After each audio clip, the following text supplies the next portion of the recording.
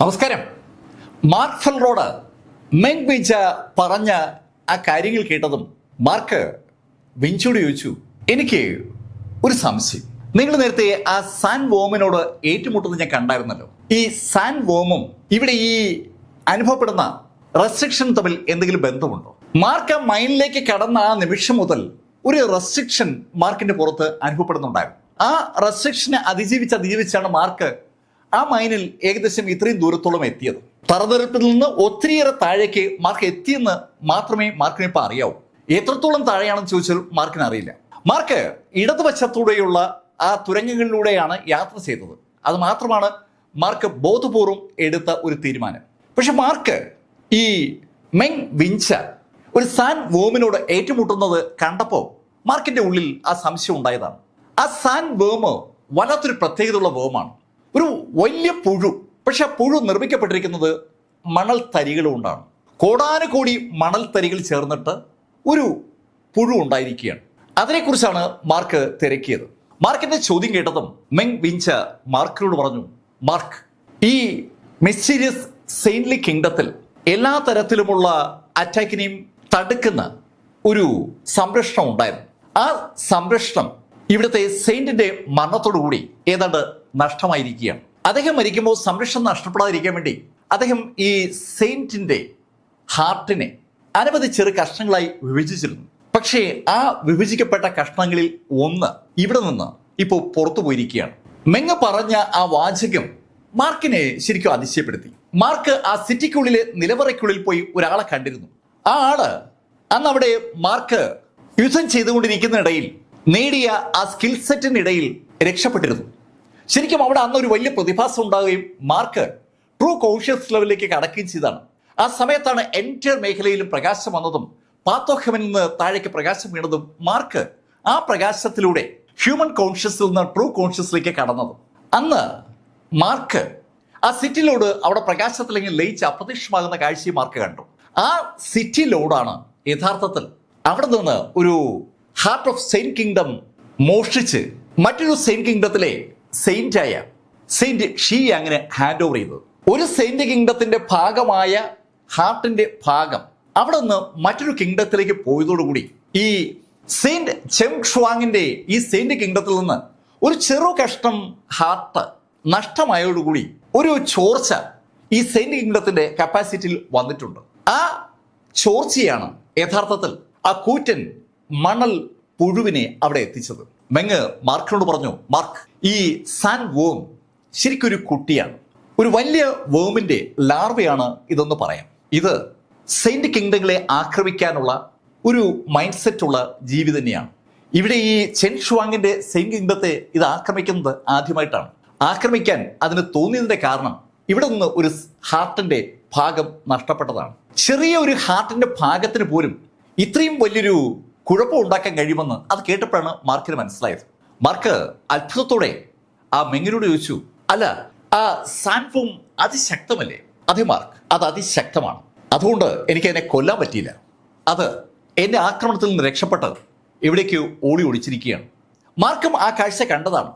മെങ്ങും ആ സാൻ ബോംബും തമ്മിലുള്ള ആ ഫൈറ്റ് മാർക്കിന് ഒരിക്കലും സങ്കല്പിക്കാനാവാത്ത ഒരു ഫൈറ്റാണ് മാർക്ക് കണ്ടത്. മാർക്കിനേക്കാൾ ഒരുപാട് ലെവലുകൾ മുകളിലാണ് ആ മെങ് എന്ന് വിളിച്ചു പറയുന്ന ഒരു ഫൈറ്റ് മാർക്കിന്റെ മുന്നിൽ നടന്നത്. അത് മനസ്സിലേക്ക് വന്നതും മാർക്ക് മെങ്ങിനോട് ചോദിച്ചു, അല്ല മിസ് മെങ്, ഞാൻ ഒരു കാര്യം കൂടി ചോദിക്കട്ടെ. ശരിക്കും നിങ്ങൾ അതിശക്തിയാണ്. നിങ്ങൾ വിചാരിച്ചാൽ ഇവിടെ ഈ റെസ്ട്രിക്ഷൻ മറികടക്കാൻ പറ്റില്ലേ? ഹേയ് മാർക്ക്, ഇത് വെറുമൊരു റെസ്ട്രിക്ഷൻ അല്ല, ഇത് ശരിക്കും ഒരു ജയിലാണ്. ഈ ജയിലിനെ വിളിക്കുക 19th prison എന്നാണ്. 19th prison-ഓ? അതെ mark, 19th prison. 19th prison അകത്ത് അകപ്പെടുന്ന ആർക്കും പുറത്തു കിടക്കാനാവില്ല. സകല ആത്മാക്കളും അവസാനം വന്നടിയുന്ന ഒരു സ്ഥലമാണ് 19th prison എന്ന് വേണമെങ്കിൽ നമുക്ക് വിളിക്കാം. അല്ലെങ്കിൽ യഥാർത്ഥ നരകത്തിന്റെ ഒരു ഡ്യൂപ്ലിക്കേഷനാണ് 19th prison എന്ന് പറയാം. ഈ 19th prison ഇവിടെ ഈ മൈൻഡിനകത്ത് സൃഷ്ടിക്കപ്പെട്ടതാണ്. മെങ് പറയുന്ന ആ കാര്യം മാർക്കിനെ കൊണ്ട് മനസ്സിലാകുന്നില്ല. മാർക്കിന്റെ മനസ്സ് വായിച്ച മെങ് മാർക്കിനോട് പറഞ്ഞു, മാർക്ക്, ഇവിടത്തെ സെയിന്റ് പവറിന് കുറവ് വന്നതുകൊണ്ടാണ് ഒരാള് ഇവിടേക്ക് കടന്നു കയറി ഈ പ്രിസൺ ഈ മൈൻഡിനകത്ത് തന്നെ സൃഷ്ടിച്ചത്. ആ ആളെ കണ്ടെത്തി അയാളെ പരാജയപ്പെടുത്തി അയാളെ ഇവിടുന്ന് ഒഴിവാക്കുക എന്നുള്ളതാണ് എൻ്റെ ദൗത്യം. പക്ഷേ ഞാൻ ഈ പ്രിസണകത്തേക്ക് കടന്നാൽ ആ നിമിഷം അയാൾ അറിയും എൻ്റെ ഓറയുടെ ലെവൽ അയാൾക്ക് മനസ്സിലാകും. അതുകൊണ്ടാണ് ഓറ ലെവൽ കുറഞ്ഞ ഒരാളെ ഞാൻ അകത്തേക്ക് കടത്തിവിടാമെന്ന് വിചാരിക്കുന്നത്. പിന്നെ മറ്റാരെങ്കിലും കടത്തിവിട്ടാൽ അവർക്ക് ഒരിക്കലും ആ പ്രിസനെ ബ്രേക്ക് ചെയ്യാൻ പറ്റില്ല. മാർക്ക്, നീ ഈ പ്രിസന്റെ പ്രഷറിനെ ഇത്രയും നേരം തടുത്ത വ്യക്തിയാണ്. മാർക്ക്, നിന്റെ ബോഡി ഗ്ലേസ്ഡ് ഹോളി ബോഡിയാണ്. ആ ഗ്ലേസ്ഡ് ഹോളി ബോഡിക്ക് ഈ പ്രിസന്റെ പ്രഷറിനെ തടുക്കാൻ പറ്റുമെന്നാണ് എനിക്ക് മനസ്സിലായത്. മാർക്ക്, നിന്നെ പ്രൊട്ടക്ട് ചെയ്യാൻ ഞാൻ ചില കാര്യങ്ങളൊക്കെ ചെയ്യാം. അങ്ങനെ പറഞ്ഞ മെങ് പെട്ടെന്നാണ് മാർക്കിന്റെ മുന്നിലെത്തിയത്. മാർക്കിനെ എന്തെങ്കിലും ചെയ്യാൻ കഴിയുമ്പോൾ മെങ് മാർക്കിനെ തന്റെ ദേഹത്തേക്ക് ചേർത്ത് പിടിച്ച് ഗാഢമായി മാർക്കിന്റെ ചുണ്ടുകളിൽ ചുംബിക്കുകയും ചെയ്തു. ശരിക്കും ഒരു ഡീപ്പ് കിസ്. അവള് ഡീപ്പായിട്ട് ഗാഢമായി മാർക്കിനെ ചുംബിച്ചതും മാർക്കിന്റെ ബോഡിക്കുള്ളിലേക്ക് അവളുടെ ശക്തിയുടെ ഒരു അംശം കടന്നു. വളരെ എളുപ്പത്തിൽ അവളുടെ ബോഡിയിൽ നിന്ന് ഊർജം മാർക്കിലേക്ക് ട്രാൻസ്ഫർ ചെയ്യാനായി അവൾ കണ്ടെത്തിയ ഒരു മാർഗമാണ് ആ ഡീപ്പ് കിസ് എന്ന് പറയുന്നത്. പക്ഷെ മാർക്ക് ശരിക്കും വല്ലാണ്ട് വിരണ്ടുപോയി എന്ന് പറയാം. മാർക്ക് ബോധപൂർവം ഒഴിവാക്കുന്നത് ഈ കിസ്സാണ്. പല സുന്ദരിമാരും മാർക്കിനെ വലയിട്ട് പിടിക്കാൻ നോക്കിയിട്ടുണ്ടെങ്കിലും മാർക്കിന്റെ ഉള്ളിൽ എമിലി ബ്ലാക്ക് മാത്രമേ ഉള്ളൂ. അതുകൊണ്ട് മാർക്ക് ആ മെങ് എന്ന സുന്ദരി മാർക്കിനെ ചുംബിച്ചപ്പോൾ ശരിക്കും വിരളുക തന്നെ ചെയ്തു.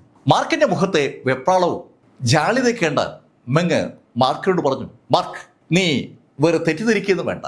നിന്നെ സംരക്ഷിക്കാൻ ചിലപ്പോൾ എൻ്റെ ഈ ചുംബനത്തിന് കഴിഞ്ഞേക്കും. മാർക്ക്, നീ ശ്രദ്ധിക്കുക, നിനക്ക് ഈ പ്രിസൺ ബ്രേക്ക് ചെയ്യാൻ പറ്റിയില്ലെങ്കിൽ ഒരിക്കലും നിനക്ക് പുറത്തു കിടക്കാൻ പറ്റാതെ വരും. അങ്ങനെ പുറത്തു കിടക്കാൻ പറ്റാതെ വന്നാൽ നിന്നെ രക്ഷിക്കാൻ എനിക്ക് ഇടപെടേണ്ടി വരും. അങ്ങനെ ഞാൻ ഇടപെടാൻ തീരുമാനിക്കുമ്പോൾ നിന്നെ എനിക്ക് കണ്ടെത്താനായിട്ടാണ് ഞാൻ നിന്നിൽ ഒരു മാർക്ക് സൃഷ്ടിച്ചത്. എൻ്റെ ചുംബനം എനിക്ക് നിന്നെ അറിയാനുള്ള, കണ്ടെത്താനുള്ള ഒരു അടയാളമാണെന്ന് പറയാം. മാർക്കിന് അത് കേട്ടപ്പോൾ അതുവരെ ഉണ്ടായിരുന്ന ആ ദേഷ്യത്തിൽ ഒരു കുറവുണ്ടായി. മെങ് മാർക്കിനോട് പറഞ്ഞു, മാർക്ക്, ഇനി ആലോചിച്ച് നിൽക്കണ്ട, നീ ആ കാണുന്ന പാതയിലൂടെ മുന്നോട്ട് പോയിക്കും. മെങ് പറഞ്ഞ അനുസരിച്ച് മാർക്ക് ഫെല്ലർ മുന്നോട്ട് നടന്നു തുടങ്ങി. മാർക്കിന്റെ തൊട്ടുപുറകെ തന്നെ മെങ് ഉണ്ട്. മാർക്ക് ആ പ്രിസൺ ബ്രേക്ക് ചെയ്യുന്നത് കാണാൻ വേണ്ടിയാണ് മെങ് മാർക്കിനെ ഫോളോ ചെയ്യുന്നത്. മാർക്കും മെങ്ങും കൂടി ഒത്തിരി ഉള്ളിലേക്ക് നടന്നു കാണാം. ആ സമയത്ത് അവർക്ക് ശബ്ദങ്ങൾ കേൾക്കാൻ പറ്റുന്നുണ്ട്. സംഘട്ടനത്തിന്റെ ശബ്ദമാണ് അവർ കേൾക്കുന്നത്. സംഘട്ടനത്തിന്റെ ശബ്ദം കേട്ടതും മെങ് ഒന്ന് സ്ലോ ഡൗൺ ചെയ്തു. മെങ് മാർക്കിനോട് പറഞ്ഞു, മാർക്ക്, നീ മുന്നേ നടക്ക്, എന്നെ അവർ കാണണ്ട. മാർക്ക് ശബ്ദം ഉണ്ടാക്കാതെ തന്നെ സാവധാനം ആ ശബ്ദം കേൾക്കുന്ന ഭാഗത്തേക്ക് എത്തുമ്പോൾ മാർക്ക് എത്തിയ ടണലിന്റെ മുന്നിലായി വിശാലമായ ഒരു പ്രദേശമാണ് മാർക്ക് കണ്ടത്. ഇടയ്ക്കിടയ്ക്ക് ആ മൈനിനുള്ളിൽ അങ്ങനെയുള്ള വിശാലമായ പ്രദേശങ്ങളുണ്ട്. ഈ മൈനിങ് വർക്കിൽ ഏർപ്പെട്ടിരിക്കുന്ന ആളുകൾക്ക് ഒന്നിച്ചിരിക്കാനും ഭക്ഷണം കഴിക്കാനും ഒക്കെ ഉള്ള ഒരു സ്ഥലമായിട്ട് വേണമെങ്കിൽ നമുക്കതിനെ വിളിക്കാം. മാർക്കിന് ഇപ്പോൾ ധാരാളം ഓറും അവിടെ കാണാൻ പറ്റുന്നുണ്ട്. ആ മൈനിൽ നിന്ന് കുഴിച്ചെടുക്കപ്പെടുന്ന ഓറുകൾക്ക് വല്ലാത്തൊരു പവർ ഉണ്ടെന്ന് ആ ഓറിലേക്ക് നോക്കിയതും മാർക്കിന് മനസ്സിലായി. മാർക്ക് ഇതുവരെ ആ ഓറ് കണ്ടിരുന്നില്ല. ഇപ്പോൾ ഇതാ ഓറും കണ്ടു തുടങ്ങിയാണ്. മാർക്ക് കടന്നു വന്ന വഴിയിലേക്ക് നേരത്തെ ഓറ് ഉണ്ടായിരുന്നിരിക്കണം. അവിടെ നിന്നൊക്കെ ഓറ് എടുത്തതിന് ശേഷം അവശേഷിക്കുന്ന സ്ഥലത്തു കൂടിയാണ് മാർക്ക് നടന്നു വന്നിരിക്കുന്നത്. ഇപ്പോൾ മാർക്ക് എത്തിയത് പുതിയ പുതിയ സ്ഥലങ്ങളിലേക്കുള്ള വഴികളിലാണ്. മാർക്ക് അവിടെ നോക്കുമ്പോൾ അവിടെ ഒരു സംഘടന നടക്കുകയാണ്. ആരൊക്കെയോ തമ്മിൽ അവിടെ അടികൂടുകയാണ്. ശരിക്കും മാരക ആയുധങ്ങൾ ഉപയോഗിച്ചും മാന്ത്രിക ആയുധങ്ങൾ ഉപയോഗിച്ചുള്ള അവരുടെ ആ ഏറ്റുമുട്ടൽ അങ്ങനെ നടന്നുകൊണ്ടിരിക്കുമ്പോൾ മാർക്ക് ഫെല്ലർ ഒരു അസാമാന്യമായ പ്രതിഭാശാലിയെ അവിടെ കണ്ടു. ആ ആളിന്റെ വരവ് ആ യുദ്ധം നടക്കുന്ന ഭാഗത്തുണ്ടായതും പെട്ടെന്ന് യുദ്ധത്തിൽ ഏർപ്പെട്ടിരിക്കുന്ന മുഴുവൻ ആളുകളും നിശബ്ദരായതുകൊണ്ടാണ് മാർക്ക് അയാളെ ശ്രദ്ധിച്ചത്. അയാൾ അവിടെ എങ്ങനെ പ്രത്യക്ഷപ്പെട്ടു എന്ന് ചോദിച്ചാൽ മാർക്കിന് അറിയില്ല. പെട്ടെന്ന് അയാൾ അവിടെ എത്തുകയായിരുന്നു. അയാൾ അവിടെ ആ യുദ്ധത്തിൽ ഏർപ്പെട്ടിരിക്കുന്ന ആളുകളെ ഒന്ന് നോക്കുമ്പോൾ സകലരും ഈയല് പോലെ വിറയ്ക്കാൻ തുടങ്ങി. അയാൾ അവരെ നോക്കിയിട്ട് അവരോടായി പറഞ്ഞു, ഇവിടെ ഞാൻ തീരുമാനിക്കുന്നതേ നടക്കാവൂ. എന്റെ തീരുമാനത്തിന് വിരുദ്ധമായി നിങ്ങൾ പരസ്പരം ഏറ്റുമുട്ടിയ സ്ഥിതിക്ക് ഇനി നിങ്ങൾ വേണ്ട. വളരെ ലളിതമായ ഒരു സ്റ്റേറ്റ്മെന്റ് ആണ് ആ വ്യക്തി പറഞ്ഞത്. അയാൾ പറഞ്ഞ ആ വാചകത്തിന്റെ അർത്ഥം എന്തായിരിക്കും? അതിനെക്കുറിച്ച് മാർക്ക് ആലോചിക്കുമ്പോൾ മാർക്ക് ഞെട്ടലോടെ ഒരു കാഴ്ച കൂടി കാണുകയാണ്. അവിടെ ആ ഫൈറ്റ് ചെയ്തുകൊണ്ടിരുന്ന ആ മുഴുവൻ ആളുകളും ഇപ്പോൾ അയാളുടെ സംഭാഷണം കേട്ട് നിൽക്കുകയായിരുന്നല്ലോ. അവര് ഓരോരുത്തരായി താഴേക്ക് വീഴുകയാണ്. അവരുടെ ഉള്ളിൽ നിന്ന് വൈറ്റൽ എനർജി സാവധാനം പുറത്തേക്ക് വ്യാപിക്കുന്നതും അത് അയാളിലേക്ക് ഒഴുകി ചെല്ലുന്നതും മാർക്കിന് ഐഡന്റിഫൈ ചെയ്യാൻ പറ്റുന്നുണ്ട്. മാർക്കിന്റെ ആ മാനിഫെസ്റ്റേഷൻ കേസിലൂടെ മാർക്ക് അത് കൃത്യമായി കണ്ടു. ആയിരക്കണക്കിന് ആളുകളാണ് നിമിഷ നേരം കൊണ്ട് താഴെ വീണത്.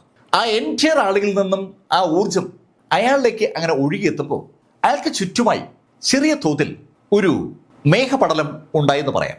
ആ ഊർജം അവിടേക്ക് അങ്ങനെ ഒഴുകുമ്പോൾ അതേ സമയത്ത് ആ ആളുകളിൽ നിന്ന് പുറത്തേക്ക് ചാടിയ അവരുടെ സോളുകൾ അമ്പരപ്പോടെ ആ കാഴ്ച കാണുകയാണ്. അവരുടെ ബോഡിയിലെ ആ വൈറ്റൽ എനർജിയെ ആ മനുഷ്യൻ വലിച്ചെടുക്കുന്നു. അവരുടെ അതുവരെ സ്വന്തമായിരുന്ന ബോഡി നിശ്ചലമായി തറയിൽ കിടക്കുന്നു. ആ സോളുകൾ വല്ലാതെ അമ്പരപ്പോടെ അങ്ങനെ നോക്കുമ്പോൾ മാർക്ക് ഫെല്ലറുടെ മനസ്സിൽ പെട്ടെന്ന് ഒരു ആശയം ഉണ്ടായി. മാർക്ക് സോൾ ടോർമെന്റ് ടെക്നിക്ക് ആ നിമിഷത്തിൽ ആക്ടിവേറ്റ് ചെയ്തു. സോളുകളെ, ആത്മാക്കളെ വലിച്ചെടുക്കുന്ന, അതിനെ സംസ്കരിച്ചെടുക്കുന്ന മാർക്കിന്റെ ആ സോൾ ടോർമെന്റ് ടെക്നിക്ക് മാർക്ക് പഠിച്ചത് ആ സാത്താന്റെ കയ്യിൽ നിന്നാണ്, അല്ലെങ്കിൽ സാത്താന്റെ ഒരു ശിഷ്യയുടെ കയ്യിൽ നിന്നാണ്. മാർക്ക് ഹോളി റീജിയനിലെ ആ സദേൺ പ്രൊവിൻസിൽ വളരെ യാദൃശ്യവശാൽ പഠിച്ചെടുത്ത ആ സാത്താന്റെ ആ ടെക്നിക്ക് മാർക്ക് ഇവിടെ ആക്ടിവേറ്റ് ചെയ്യുമ്പോൾ മാർക്കിന്റെ മനസ്സിൽ കടന്നു വന്നത് ആ മാസ്ക് വെച്ച സ്ത്രീയാണ്. ശരിക്കും ആ ടെക്നിക്കിന്റെ ഉസ്താദ് ആ മാസ്ക് വെച്ച സ്ത്രീയാണെന്ന് പറയാം. അവരാണ് ഈ സോളുകളെ അബ്സോർവ് ചെയ്ത് ആ സോളുകൾ ഉപയോഗിച്ച് സ്വന്തം സോളിന്റെ കപ്പാസിറ്റി വർദ്ധിപ്പിക്കുന്നത്. ആയിരക്കണക്കിന് സോളുകളാണ് ആ ഹാളിനകത്ത് ഉണ്ടായിരുന്നത്. ശരിക്കും ആ നിലവറ പോലെയുള്ള സ്ഥലത്തുള്ള ആത്മാക്കൾ പെട്ടെന്ന് മാർക്കിന് നേരെ ഒഴുകി തുടങ്ങി. ആ ഹാളിനകത്ത് ഇപ്പോൾ 2-3 കാര്യങ്ങൾ സംഭവിക്കുകയാണ്. താഴെ ഡെഡ് ബോഡികൾ അങ്ങനെ കിടക്കുകയാണ്. അതേസമയത്ത് ആ ബോഡിയുടെ ഭാഗമായി ഉണ്ടായിരുന്ന ഊർജം ഏതാണ്ട് പൂർണ്ണമായും ആ അൾത്താരയുടെ സമീപത്ത് നിൽക്കുന്ന ആ വ്യക്തിയിലേക്ക് ഒഴുകുമ്പോൾ മറുഭാഗത്തേക്ക് സോളുകളുടെ ഒരു പ്രയാണം ഉണ്ടായി. രണ്ടും കൃത്യമായി ഐഡന്റിഫൈ ചെയ്യാൻ കഴിയുന്നത് അത് ഐഡന്റിഫൈ കഴിയുന്ന ആളുകൾക്ക് മാത്രമാണ്. സോളുകളുടെ മൂവ്മെന്റ് സാധാരണ രീതിയിൽ ഒരു മനുഷ്യനും അറിയാൻ പറ്റില്ല. മാർക്കിന്റെ മാനിഫെസ്റ്റേഷൻ കേസിലൂടെ മാർക്ക് പക്ഷേ അതും ഐഡന്റിഫൈ ചെയ്യുന്നുണ്ട്. പക്ഷേ ആ എനർജി അബ്സോർവ് ചെയ്യുന്ന വ്യക്തി പെട്ടെന്ന് ഒരു അസ്വാഭാവികമായ ചലനം ആ ഹാളിൽ ഏതാണ്ട് മനസ്സിലാക്കിയെന്ന് പറയാം. അയാൾ ഒരു നിമിഷം മാർക്കുള്ള ഭാഗത്തേക്ക് നോക്കി. മാർക്ക് ആ വഴിയുടെ സൈഡിൽ ഏതാണ്ട് ഒളിച്ചു നിൽക്കുകയാണ്. മാർക്ക് ഇങ്ങനെ ഒളിച്ചു നിൽക്കുമ്പോൾ മാർക്ക് നിൽക്കുന്ന സൈഡിലേക്ക് നോക്കി അയാൾ കൈയൊന്ന് ഉയർത്തിയതും അയാളുടെ കയ്യിൽ നിന്ന് അതിശക്തമായ ഒരു പ്രകാശം വെടിയുണ്ട പോലെ മാർക്ക് നിൽക്കുന്ന ഭാഗത്തേക്ക് പാഞ്ഞു. മാർക്ക് നിൽക്കുന്ന ആ ചുവരിന്റെ മറുഭാഗത്താണ് ആ വെടിയുണ്ട അല്ലെങ്കിൽ ആ പ്രകാശം വന്ന് തറച്ചത്. പെട്ടെന്ന് അവിടെ പൊട്ടിപ്പിളർന്നു. താൻ കണ്ടുപിടിക്കപ്പെട്ടു എന്നുള്ള ആ യാഥാർത്ഥ്യം മനസ്സിലാക്കിയ മാർക്ക് അമ്പരപ്പോടെ അതിശക്തമായി ആ സോൾവെന്റ് ടോർമെന്റ് ടെക്നിക്ക് വീണ്ടും ആക്ടിവേറ്റ് ചെയ്യാണ്. അതിന്റെ വേഗത വർദ്ധിപ്പിക്കുകയാണ്. അവിടെയുള്ള മുഴുവൻ സോളുകളെയും വലിച്ചെടുക്കാൻ പറ്റിയാൽ മാർക്കിന്റെ ബോഡിയിലെ ആ സോളിന്റെ കപ്പാസിറ്റി വർദ്ധിക്കും. മാർക്കിന്റെ ബോഡിയും മാർക്കിന്റെ ഡിവൈൻ സെൻസും മാർക്കിന്റെ സോളും ഇത് മൂന്നും മാർക്കിന് പ്രധാനപ്പെട്ടതാണ്. ഓരോ ആക്ടിവിറ്റിയും ഇതിൽ ഏതെങ്കിലും ഒന്നിനെ ശക്തിപ്പെടുത്താനാണ് മാർക്ക് ഉപയോഗിക്കുന്നത്. മാർക്കിന്റെ ബോഡിക്കുള്ളിൽ ഇപ്പോൾ 3 ടൈപ്പ് ഹാർട്ടുകളുണ്ട്. ഒന്നാമത്തെ ഹാർട്ട് ഓഫ് സെയിന്റ് കിങ്ഡം ശരിക്കും മാർക്കിന് നൽകുന്നത് റിട്ടേൺ ഓഫ് ഹെവൻ ആണ്. അതായത് സ്വർഗത്തിലേക്ക് നരകത്തിലേക്കുള്ള യാത്രയിൽ മാർക്ക് പെട്ടിരിക്കുമ്പോൾ മാർക്കിന് അവിടെ നിന്ന് തിരിച്ചു പിടിക്കുന്ന സംവിധാനമാണ്. എന്ന് പറഞ്ഞാൽ മാർക്കിന് വീണ്ടും ജീവൻ നൽകുന്നതാണ് ആ ആദ്യത്തെ ഹാർട്ട്. രണ്ടാമത്തെ ഹൃദയം എന്ന് പറയുന്നത് വെസലുകളുടെ ഒരു ശേഖരമാണ്. ആ വെസലുകൾക്കുള്ളിൽ ഇപ്പോൾ മാർക്ക് ധാരാളം സെയിന്റ് എനർജി ശേഖരിച്ചിട്ടുണ്ട്. സെയിന്റ് എനർജി മാത്രമല്ല ഹോളി എനർജിയുമുണ്ട്. മൂന്നാമത്തത് ഡിസ്ട്രക്ഷനാണ്. ഹൂറ്റിയാന്റെ കൈവശത്ത് നിന്ന് മാർക്ക് കരസ്ഥമാക്കിയ ആ ഹാർട്ട് ശരിക്കും വേ ഓഫ് ഡിസ്ട്രക്ഷനാണ്, നശീകരണം. അത് മാത്രമാണ് അതിന്റെ ലക്ഷ്യം. സകലതും നശിപ്പിക്കാനുള്ള കപ്പാസിറ്റി ആ ഹാർട്ടിനുണ്ട്. മാർക്കിന്റെ ആ 3 ഹാർട്ടുകളും മാർക്കിന്റെ പുറകുവശത്തെ ചുവരിൽ ആക്രമണം നടന്നപ്പോൾ ശരിക്കും മിടിച്ചു തുടങ്ങിയാണ്. അടുത്ത നിമിഷത്തിൽ മാർക്ക് തന്റെ അടുത്ത് ഒരു വൻ പ്രഷർ അനുഭവിക്കുന്നതായി മനസ്സിലാക്കി. മാർക്ക് നോക്കുമ്പോൾ മാർക്കിൽ നിന്ന് ഏകദേശം ഒരു 50 മീറ്റർ മാറി ആ രൂപം വളരെ വലുതായി മാർക്കിനെ തന്നെ സൂക്ഷിച്ചു നോക്കുകയാണ്. ആ രൂപം ഒരു വലിയ പ്രകാശമാണെന്ന് പറയാം. പക്ഷെ ആ പ്രകാശത്തിനകത്ത് മാർക്ക് കാണുന്നത് ശരിക്കും ബുദ്ധ സന്യാസിമാരുടെ വേഷത്തിലുള്ള ഒരു സന്യാസിയാണ്. ശരിക്കും ഒരു സന്യാസി ശ്രേഷ്ഠനാണ് അവിടെ ആ പ്രിസം സൃഷ്ടിച്ചിരിക്കുന്നത്.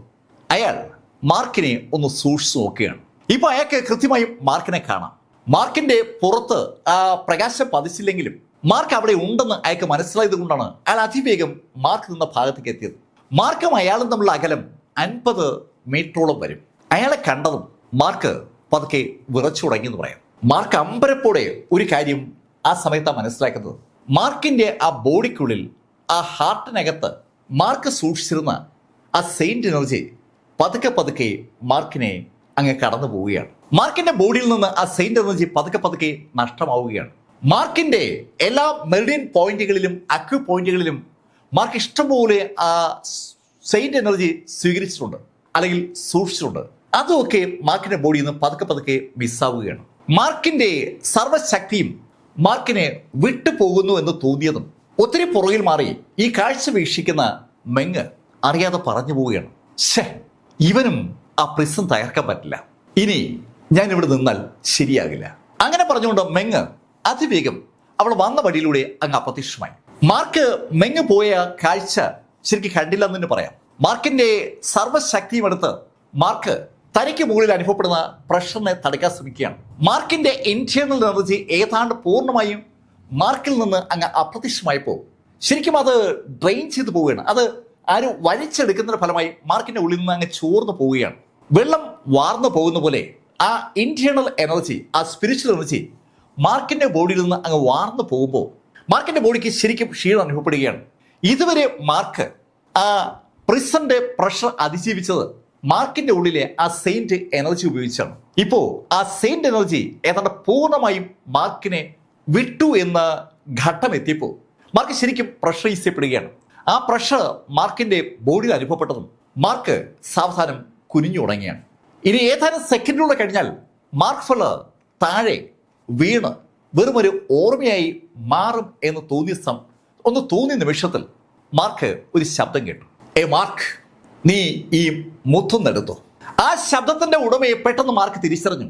മാർക്കിന്റെ ഉള്ളിൽ ഇപ്പോ ആ കത്തിയുടെ രൂപത്തിൽ കയറിപ്പറ്റിയിരിക്കുന്ന ആ ഡിവൈൻ സെൻസിന്റെ ഉടമയാണ് മാർക്കിനോട് അങ്ങനെ പറഞ്ഞത്. അയാൾ പറഞ്ഞ ആ വാചകം കേൾക്കുമ്പോൾ തന്നെ മാർക്കിന്റെ തൊട്ടുമുന്നിൽ ഒരു മുത്ത് വന്നു വീണു. നല്ല തിളക്കമുള്ള ഒരു മുത്ത്. തികച്ചും അപ്രതീക്ഷിതമായി ആ മുത്ത് വന്ന് വീണതും വേറെ ഒരു പ്രതീക്ഷയും ഇല്ലാത്തതുകൊണ്ട് മാർക്ക് ആ മുത്ത് കയ്യിലെടുത്തു. മാർക്ക് ആ മുത്ത് കയ്യിലെടുത്തതും ആ ശബ്ദം ഒരിക്കൽ കൂടി മാർക്കിനോട് പറഞ്ഞു, മാർക്ക്, നീ ആ മുത്ത് രണ്ട് കൈകൾ കൊണ്ട് ഒന്ന് പ്രസ് ചെയ്തു. മാർക്കിന്റെ ബോഡിയിൽ ശരിക്കും ഇപ്പൊ പ്രഷർ അനുഭവപ്പെട്ടുകൊണ്ടിരിക്കുകയാണ്. മാർക്ക് തന്റെ കഴിവിന്റെ പരമാവധി ബോഡി കൊണ്ട് ആ പ്രഷറിനെ അതിജീവിക്കാൻ ശ്രമിക്കുമ്പോഴാണ് മാർക്കിനോട് മാർക്കിന്റെ ഉള്ളിലെ ആ ഡിവൈൻ സെൻസ് ആ മുത്തിനെ ഒന്ന് അമർത്താൻ പറഞ്ഞത്. നല്ല ഒരു കുഞ്ഞു പന്തിന്റെ അത്രയും വലിപ്പമുള്ള, ഒരു കുഞ്ഞു ലഡുവിന്റെ അത്രയും വലിപ്പമുള്ള ആ മുത്തിനെ മാർക്ക് ഫെല്ലർ ഒന്ന് അമർത്തിയതും പെട്ടെന്നാണ് ആ മുത്തങ്ങ് പൊട്ടിയത്. മുത്ത് പൊട്ടിയതും മാർക്കിന്റെ ബോഡിക്ക് ചുറ്റുമായി ഒരു വൻ പ്രകാശ സ്ഫോടനമുണ്ടായി. ശരിക്കും ഒരു വൻ പ്രകാശത്തിനുള്ളിൽ മാർക്ക് കുളിച്ചു നിൽക്കുന്ന ഒരു പ്രതീതിയാണ് ഉണ്ടായത്. ആ സമയത്ത് മാർക്കിന്റെ ഉള്ളിൽ എന്തൊക്കെയോ സംഭവിക്കും പോലെ മാർക്കിനൊരു തോന്നൽ. മാർക്കിന്റെ ബോഡിയിൽ നിന്ന് അങ്ങ് ഡ്രെയിൻ ചെയ്ത് ഒഴുകിപ്പോയ, വാർന്നുപോയ ആ എനർജി അതുപോലെ മാർക്കിന്റെ ബോഡിയിലേക്ക് ഇരച്ചു കയറുന്ന ഒരു ഫീല് മാർക്കിനുണ്ടായി. മാർക്കിന്റെ പെരുവിരൽ മുതൽ തല വരെ ആ ഊർജ്ജം ഇങ്ങനെ ഇരച്ചു കയറുമ്പോൾ മാർക്ക് അതുവരെ പരിചയപ്പെട്ടിട്ടില്ലാത്ത ഒരു ഇന്റേണൽ ഊർജത്തിന്റെ സാന്നിധ്യം മാർക്ക് തന്റെ ബോഡിയിൽ ഐഡന്റിഫൈ ചെയ്യാണ്. കറുപ്പും ചുവപ്പും കലർന്ന ഒരു ഊർജം. അത് വല്ലാതെ വൈബ്രന്റ് ആണ്. ശരിക്കും അത് തിളങ്ങുന്നുണ്ട്, അതേസമയത്ത് അനങ്ങുന്നുണ്ട്. ആ വൈബ്രന്റ് ഊർജം കണ്ടപ്പോൾ മാർക്കിന് എന്താണ് ആ ഊർജമെന്ന് ഒരു പിടിയില്ല. പക്ഷെ പെട്ടെന്ന് ആ ഡിവൈൻ സെൻസിന്റെ ശബ്ദം മാർക്ക് കേട്ടു. മാർക്ക്, ഇപ്പോൾ നിന്റെ ബോഡിയിൽ നൈറ്റ് ഇന്റേണൽ എനർജി കടന്നിട്ടുണ്ട്. നീ ആ നൈറ്റ് ഇന്റേണൽ എനർജി ഉപയോഗിച്ച് ആ സന്യാസിയെ നേരിട്ടു. അങ്ങനെ ആ ഡിവൈൻ സെൻസിന്റെ ശബ്ദം കേട്ടതും മാർക്കിന് വല്ലാത്തൊരു കോൺഫിഡൻസ് ഉണ്ടായി.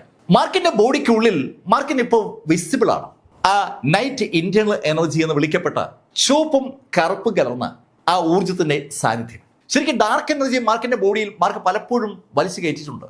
ഒരു ഭാഗത്ത് ഡാർക്ക് എനർജിയും മറുഭാഗത്ത് ബ്രൈറ്റ് എനർജിയും കയറ്റിന് ശേഷം രണ്ടും കൂടി ആ മെറിഡിയൻ ടെക്നിക്ക് ഉപയോഗിച്ച് സർക്കുലേറ്റ് ചെയ്യുന്ന മാർക്ക് അങ്ങനെയാണ് ബോഡിക്കുള്ളിൽ കയോട്ടിക് എനർജി സൃഷ്ടിക്കുക.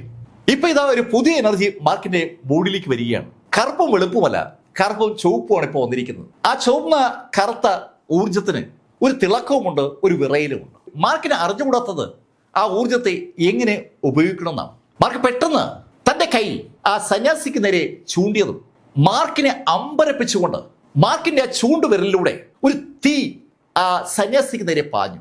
ശരിക്കും കണ്ണഞ്ചിക്കുന്ന വേഗതയിലാണ് ചുവപ്പും കറുപ്പും കലർന്ന ഒരു തീ അല്ലെങ്കിൽ പ്രകാശം മാർക്കിന്റെ വിരലിൽ നിന്ന്, തോക്കിൽ നിന്ന് വെടിയുണ്ട പായും പോലെ ആ സന്യാസിക്ക് നേരെ പാഞ്ഞത്. ആ മൈൻഡിനകത്ത് അതിക്രമിച്ച് കിടന്ന വ്യക്തി അവിടെ തന്റെ ശക്തിക്ക് മുന്നിൽ തകർന്ന് തരിപ്പണമായെന്ന് ആ സന്യാസി കരുതിയ ആ നിമിഷത്തിലാണ് ആ ചെറുപ്പക്കാരന് ചുറ്റുമായി പ്രകാശം ഉണ്ടായതും ആ ചെറുപ്പക്കാരൻ വിരല് അയാൾക്കെതിരെ ചൂണ്ടുന്നതും. ശരിക്കും മാർക്കിന് ചുറ്റും പ്രകാശം ഉണ്ടാകുന്നതും ആ വിരല് ചൂണ്ടുന്നതൊക്കെ അതിവേഗതയിൽ സംഭവിച്ച കാര്യങ്ങളാണ്.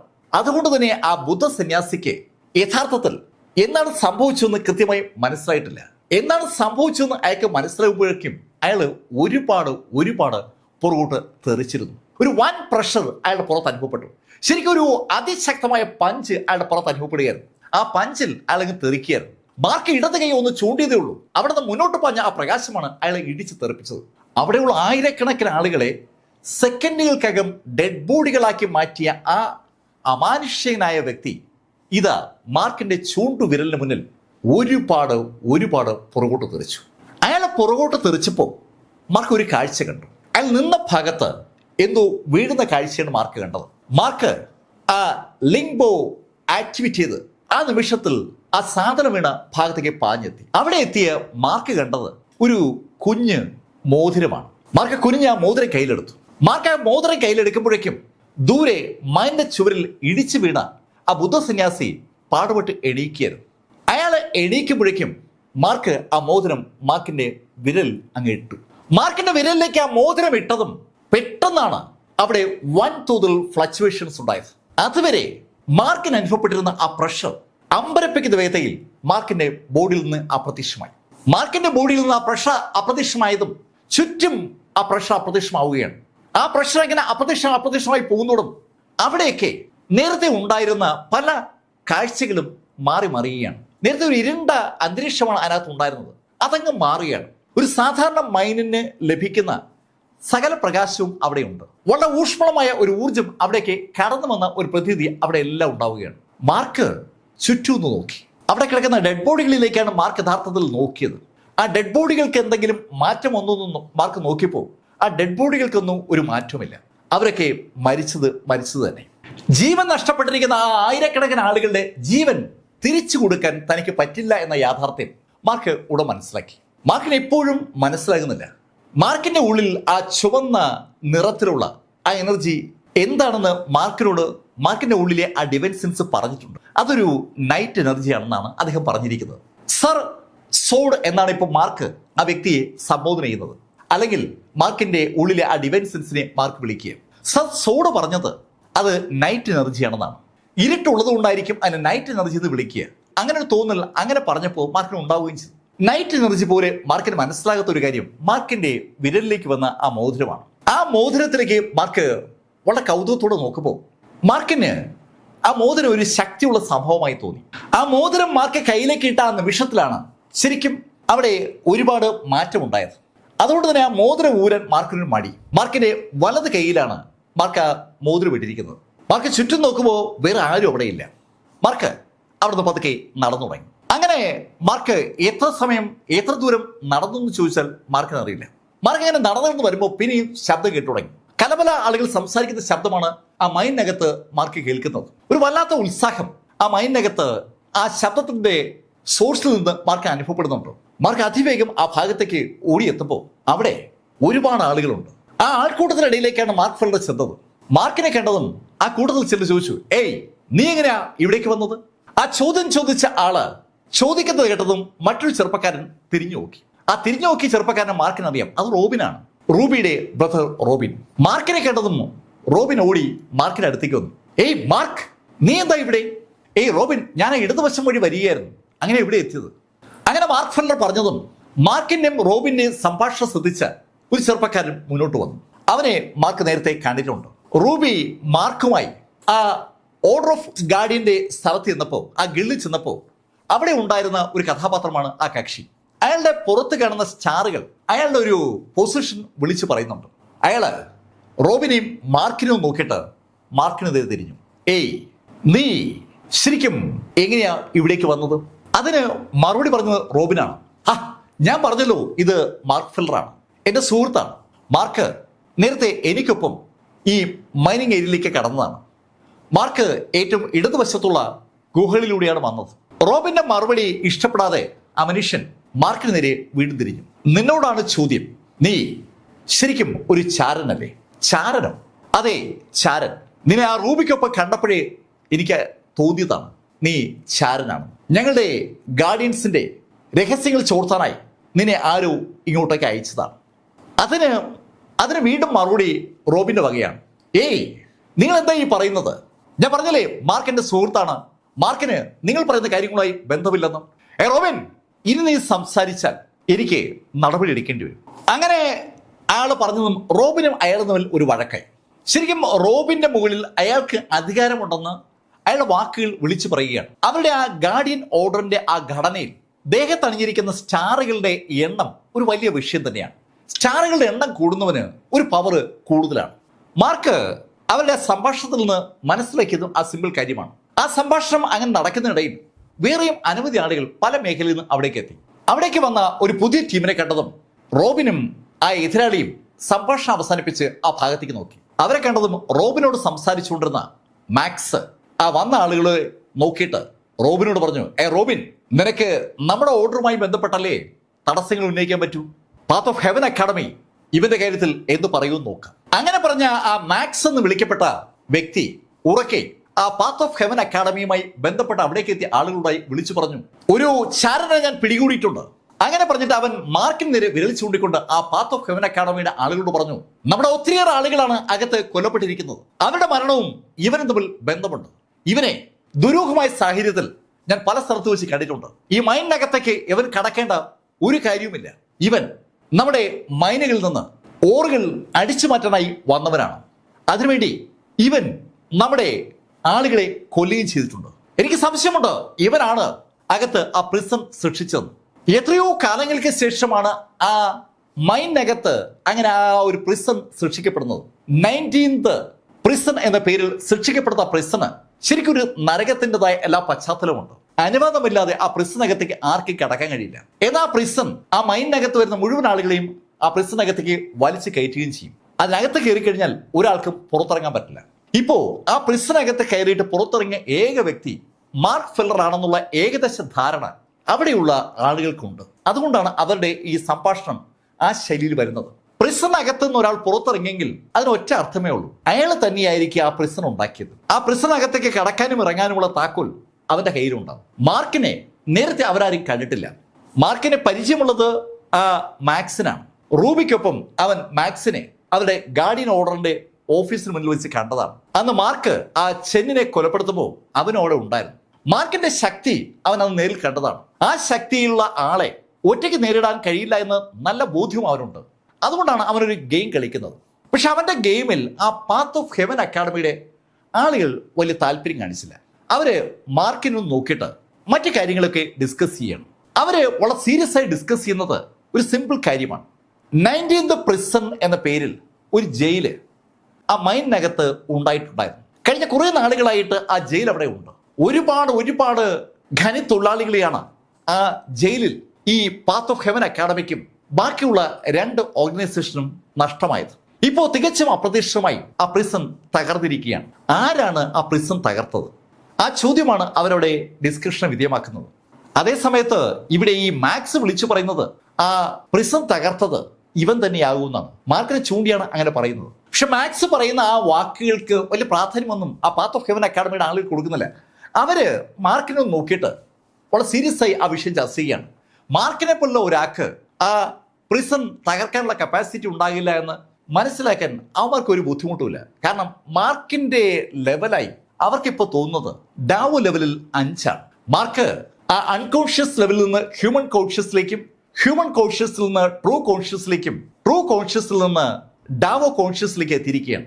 ഡാവോ ലെവൽ 9 വരെ സ്റ്റെപ്പ് ബൈ സ്റ്റെപ്പ് ആയിട്ട് ആളുകൾ കയറി വരും. 9 ആകുമ്പോൾ അതിശക്തരാണ്. 10ാമത്തെ ലെവലാണ് അന്തിമ ലെവലായി പറയുന്നത്. പക്ഷേ യഥാർത്ഥത്തിൽ 15 ലെവൽ വരെ ഉണ്ട്. 10ാമത്തെ ലെവലിലുള്ള ലെവലുകൾ ആർക്കും അങ്ങനെ തിരിച്ചറിയാൻ പറ്റില്ലെന്ന് മാത്രം. വല്ലാതെ പവർഫുൾ ആയിരിക്കും ഈ ഡാവോ കോൺഷ്യസിലെ 10th ലെവലിലെ ആളുകൾ എന്ന് പറഞ്ഞാൽ.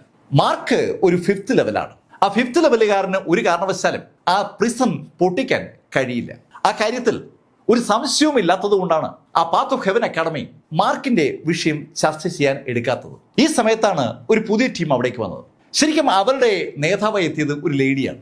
അവൾക്കൊപ്പം കുറച്ച് ആളുകളുമുണ്ട്.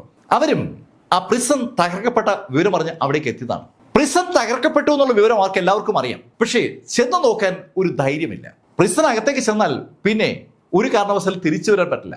അതായിരുന്നു മുൻകാല അനുഭവം. പക്ഷെ പ്രിസൺ തകർക്കപ്പെട്ടു എന്നുള്ളൊരു ഫീൽ അവർക്കെല്ലാം ഉണ്ട്. അതിന്റെ കാരണം അവർക്കൊക്കെ നേരത്തെ അനുഭവപ്പെട്ടിരുന്ന ആ പ്രഷർ ഇപ്പോൾ നഷ്ടമായതാണ്. ആ പ്രിസൺ വന്നതിന് ശേഷമാണ് അവരുടെ ബോഡിയിൽ മൈൻഡിനകത്ത് അങ്ങനെ പ്രഷർ അനുഭവപ്പെട്ടിരുന്നത്. ആ ലേഡി നേതൃത്വം കൊടുക്കുന്ന ആ അസോസിയേഷൻ അവിടെ എത്തിയതും മാക്സ് മാർക്കിനെ കുറിച്ച് അവരോട് പറഞ്ഞു. അവർക്കും പക്ഷേ മാക്സ് പറയുന്ന കാര്യം അങ്ങോട്ട് വിശ്വസിക്കാൻ പറ്റുന്നില്ല. അവർ വെറുതെ മാർക്കിനെ ഒന്ന് സ്കാൻ ചെയ്യുമ്പോൾ മാർക്കിന്റെ ലെവൽ അവർക്ക് മനസ്സിലായി. മാർക്ക് 5th ലെവലാണ്. ഡാവോ കോൺഷ്യസ് ലെവലിലെ 5th ലെവൽ എന്ന് പറയുന്നത് ഒരു ചെറിയ സംഭവമാണ് അവരെ സംബന്ധിച്ചിടത്തോളം. അതുകൊണ്ട് തന്നെ മാക്സ് പറഞ്ഞ ആ ഡയലോഗിന് അവര് ഒരു പ്രാധാന്യം കൊടുക്കാതെ അവരും സീരിയസ് ആയി ആ വിഷയം ചർച്ച ചെയ്യുമ്പോൾ കുറച്ച് മാറി ഒരു മുറിയിൽ 3 ഫാൻറ്റം ഒരു സംഭാഷണത്തിൽ മുഴുകിയിരിക്കുകയാണ്. യഥാർത്ഥ രൂപങ്ങൾ മറ്റെവിടെയോ ഉള്ള 3 ആളുകൾ അവരുടെ പ്രൊജക്റ്റഡ് രൂപങ്ങളുമായിട്ടാണ് ആ മുറിയിൽ എത്തിയിരിക്കുന്നത്. ശരിക്കും 3 പ്രൊജക്റ്റഡ് രൂപങ്ങൾ ഒരു മേശയുടെ 3 വശത്തിരുന്ന് കാര്യങ്ങൾ ഡിസ്കസ് ചെയ്യുകയാണ്. ആ 3 ഓർഗനൈസേഷന്റെയും തലപ്പത്തുള്ള 3 നേതാക്കളാണ് ആ ഡിസ്കഷൻ നടത്തുന്നത്. ആ ഡിസ്കഷന് തുടക്കം കുറിച്ചത് പാത്ത് ഓഫ് ഹെവൻ അക്കാഡമിയുടെ വക്താവാണ്. അയാൾ മറ്റു 2 പേരോടായി പറഞ്ഞു, അവിടെ കാണുന്ന ആ അപരിചിതൻ മാർക്ക് ഫെല്ലർ ഒരു ശ്രദ്ധിക്കപ്പെടേണ്ട വ്യക്തിയാണ്. ഞാൻ അവനെ ഒന്ന് സ്കാൻ ചെയ്തപ്പോൾ അവന്റെ വലത് കൈയിലെ മോതിരവിരലിൽ ഒരു മോതിരം ഇപ്പൊ ഞാൻ കണ്ടു. ആ മോതിരം അതാണ് എന്നെ സംശയിപ്പിക്കുന്നത്. എന്താ നിങ്ങൾ അവന്റെ കയ്യിൽ കണ്ടത്? ആ ചോദ്യം ചോദിച്ചത് ഈ ഗാർഡ് ഓഫ് ഓർഡറിന്റെ ആളാണ്. അയാളാണ് കൂടുതൽ പ്രായമുള്ള ആള്. അയാൾ അങ്ങനെ ചോദിച്ചതും ആ വ്യക്തി ആ പ്രായമുള്ള ആളോട് പറഞ്ഞു, അവന്റെ കയ്യിലുള്ള ആ റിങ് ആ പ്രിസൺ തകർക്കാൻ അവന് കപ്പാസിറ്റി നൽകിയ റിങ് തന്നെയാണ്. എനിക്ക് പൂർണ്ണ ഉറപ്പാണ് ആ പ്രിസൺ തകർത്തത് അവൻ തന്നെയാണ്. ഇപ്പോൾ എനിക്ക് ഒരു കാര്യം കൂടി അറിയാം, ആ റിങ് അവന്റെ കൈവശമുള്ള സ്ഥിതിക്ക് അവൻ തന്നെയായിരിക്കും ഈ പ്രിസൺ ക്രിയേറ്റ് ചെയ്തത്. നമുക്ക് ആ റിങ് കൈക്കലാക്കാൻ പറ്റിയാൽ പിന്നെ സകല കാര്യങ്ങളും നമ്മുടെ നിയന്ത്രണത്തിലാകും നടക്കുക. അങ്ങനെ ആ പാത്ത് ഓഫ് ഹെവൻ അക്കാഡമിയുടെ ലീഡർ പറഞ്ഞതും ഗാർഡിയൻ ഓഫ് ഓർഡറിന്റെ ലീഡർ മറ്റു 2 പേരോടായി പറഞ്ഞു, അതെ, അത് സോൾ സപ്രസിംഗ് റിംഗ് ആണ്. സോൾ സപ്രസിംഗ് റിങ്ങോ? അതെ, ആത്മാക്കളെ സപ്രസ് ചെയ്ത് പിടിക്കാൻ കഴിയുന്ന അപൂർവങ്ങളിൽ അപൂർവമായ ഒരു റിംഗ് ആണ് നമ്മൾ കാണുന്നത്. ആ റിംഗ് നമുക്കാർക്കെങ്കിലും കിട്ടിയാൽ പിന്നെ ഈ സെയിൻലി കിങ്ഡം നമുക്ക് സ്വന്തമാകും. ആ ബുദ്ധസന്യാസിയുടെ കയ്യിൽ നിന്ന് താഴേക്ക് വീണ ആ റിംഗ് വളരെ യാദൃശ്യവശാലാണ് മാർക്കിന് കിട്ടിയത്. മാർക്കിന്റെ കയ്യിലെ ആ ചുവന്ന പ്രകാശം ആ ബുദ്ധസന്യാസിയുടെ വിരലിടിച്ചതും അയാളുടെ വിരല് അറ്റ് ആ റിംഗ് താഴേക്ക് വീണതാണ്.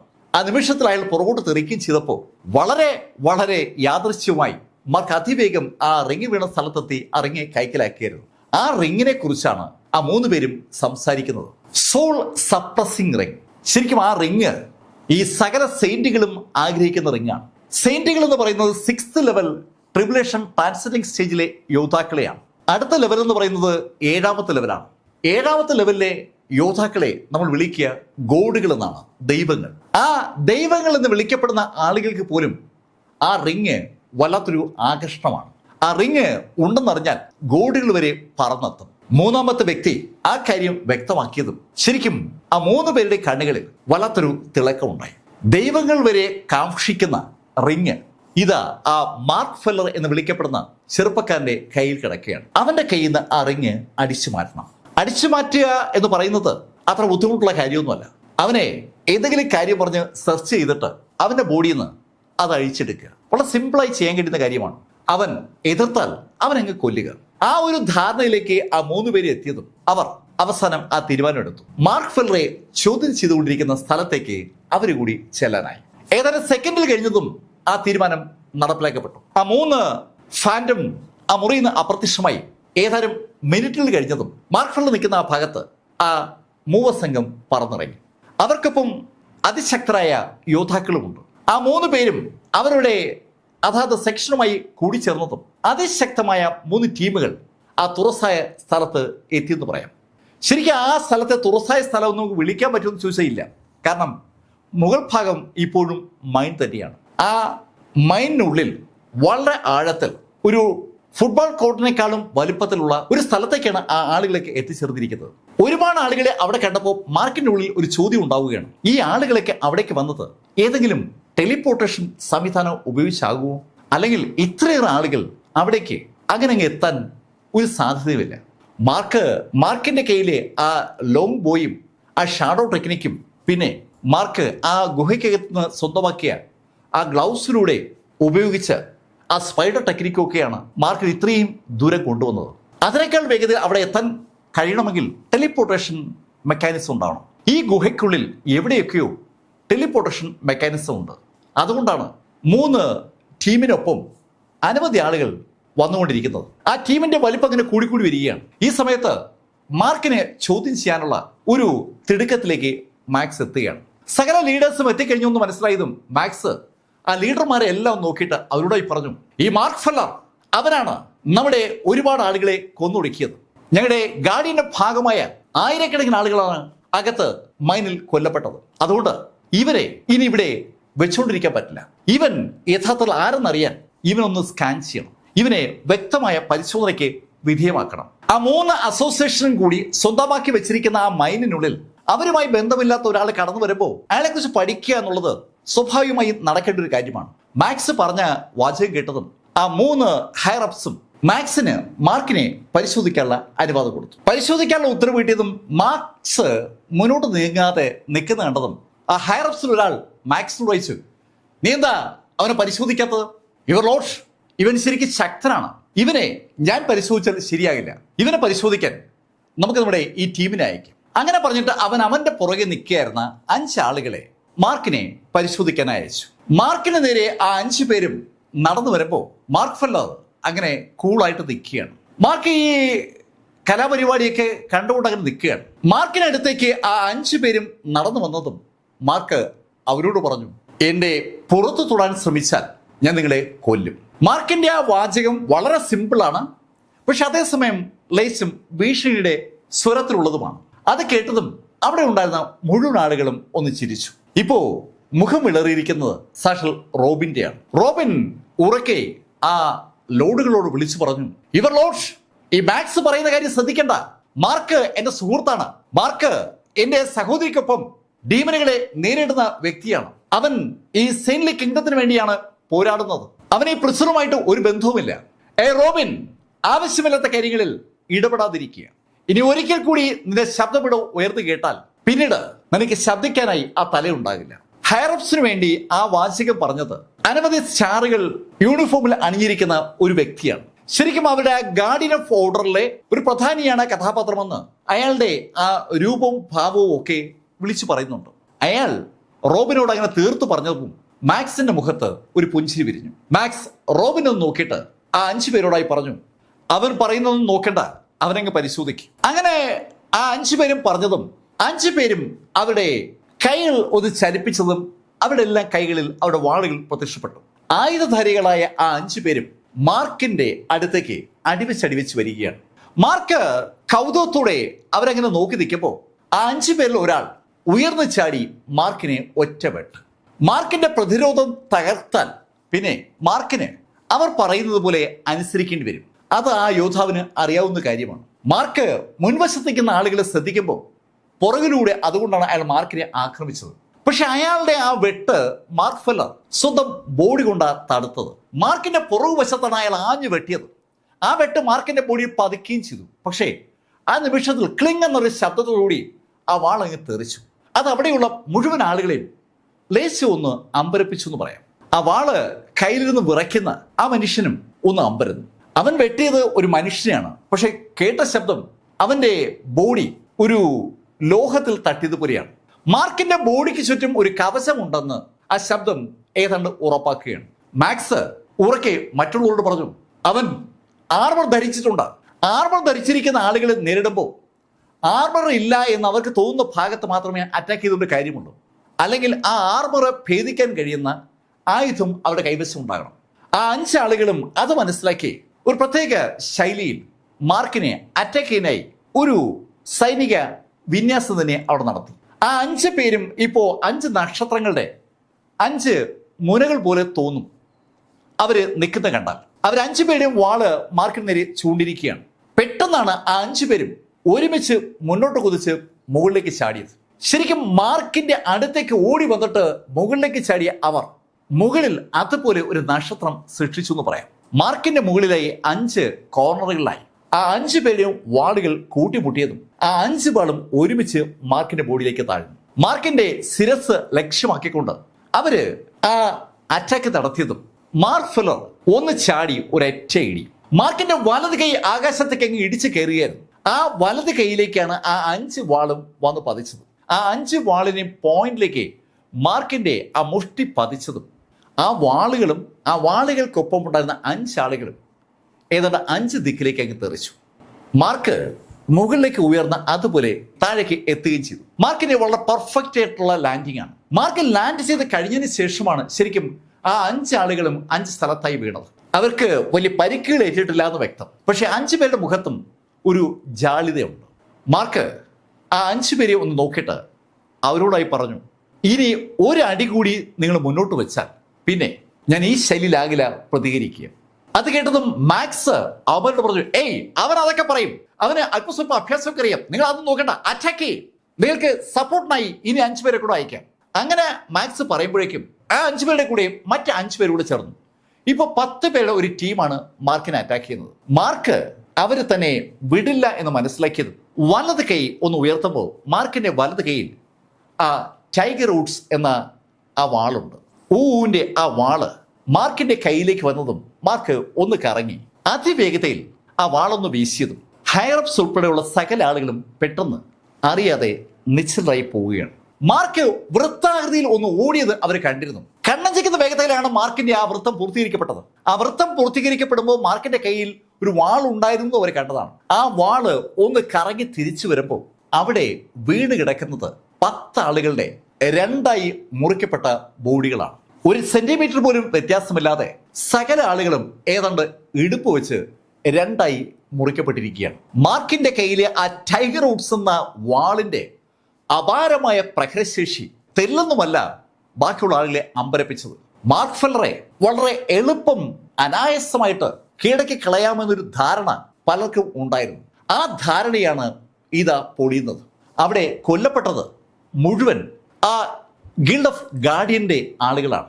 ആ ഗിൽഡിലെ 10 ആളുകൾ നിമിഷ നേരം കൊണ്ട് നിശ്ചലരായപ്പോൾ ഡിവൈൻ ഡോം ടീമിന്റെ ആളുകൾ മാർക്കിനെതിരെ തിരിഞ്ഞു. ആ ലേഡി നേതൃത്വം കൊടുക്കുന്ന ടീം അവര് 1 ഡസൻ ആളുകളാണ്. ആ 1 ഡസൻ ആളുകൾ ഒന്നിച്ച് മാർക്ക് ഫെല്ലർക്കെതിരെ തിരിച്ചു.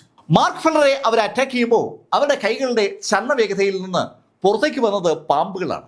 മാർക്കിനെ വിഷപ്രയോഗത്തിലൂടെ അവസാനിപ്പിച്ച് കളയാമെന്നുള്ള ഒരു ധാരണ അവർക്കുണ്ട്. അതുകൊണ്ടാണ് അവരുടെ കൈ അനക്കത്തിന്റെ ഫലമായി പാമ്പുകൾ പുറത്തേക്ക് വന്നത്. ആ പാമ്പുകൾ പുറത്തേക്ക് വരുമ്പോൾ തന്നെ ആ പാമ്പുകളുടെ വായിൽ നിന്ന് വിഷം പുറത്തേക്ക് ഇങ്ങനെ ചീറ്റുകയാണ്. ശരിക്കും ലൈവായിട്ട് പാമ്പ് വിഷം ഉപയോഗിച്ച് ആളുകളെ കൊല്ലുന്ന ഒരു കബളിപ്പിക്കൽ പരിപാടി, അങ്ങനെ നമുക്ക് അതിനെ വിളിക്കാൻ പറ്റും. പാമ്പുകളെ പെട്ടെന്ന് കാണുമ്പോൾ തന്നെ ആരും ഒന്ന് അറയ്ക്കും. പക്ഷെ അവ പെട്ടെന്ന് വിഷം ചീറ്റുകൊണ്ട് ചെയ്യുമ്പോൾ എതിരാളി തികച്ചും അസ്തപ്രജ്ഞനായി പോകും. ആ സമയത്ത് ഒരു അറ്റാക്കിലൂടെ ആളെ കൊല്ലുന്ന അവരുടെ ആ പരിപാടി മാർക്കിന്റെ നേരെ അവര് അവലംബിച്ചത് മാർക്കിന് ചുറ്റുമായി ഒരു സുവർണ പ്രകാശം ഉണ്ടായി. മാർക്കിന്റെ പഴയ ആ സെയിന്റ്ലി ബോഡി ടെക്നിക്ക് പോലെ ഇപ്പോ മാർക്കിന്റെ ഉള്ളിൽ സെയിന്റ് എനർജി കൊണ്ട് പ്രകാശം ഉണ്ടാവും. ആ സെയിന്റ് എനർജി മാർക്കിന് ചുറ്റും ഉണ്ടായതും മാർക്കിനെ ആക്രമിച്ച ആ വിഷം മാത്രമല്ല, വിഷം പുറത്തേക്ക് എജക്ട് ചെയ്ത ആ പാമ്പുകളും ആ നിമിഷം ഇല്ലാണ്ടായി. ശരിക്കും ഒരു വൻ അറ്റാക്ക് നടത്തിക്കളയാമെന്ന് കരുതി മുന്നോട്ട് കുതിച്ച ആ 1 ഡസനോളം വരുന്ന ഡിവൈൻ ഡോമിന്റെ ആളുകൾ ഒരു നിമിഷം സ്റ്റക്കായി അങ്ങനെ നിന്നു പോവുകയാണ്. അവരുടെ ആ പ്രധാനപ്പെട്ട ആയുധം ഇതാ തലകളറ്റ് താഴെ കിടക്കുകയാണ്. എപ്പോ എങ്ങനെ ആ പാമ്പുകളെ മാർക്ക് അറ്റാക്ക് ചെയ്തതെന്ന് ചോദിച്ചാൽ അവർക്ക് ഒരു പിടിയില്ല. പക്ഷെ ആ 12 പേർക്കും എന്തെങ്കിലും മറുപടി ആലോചിക്കുക കഴിയുമ്പോൾ ഒരു കുഴപ്പം കൂടി സംഭവിച്ചു.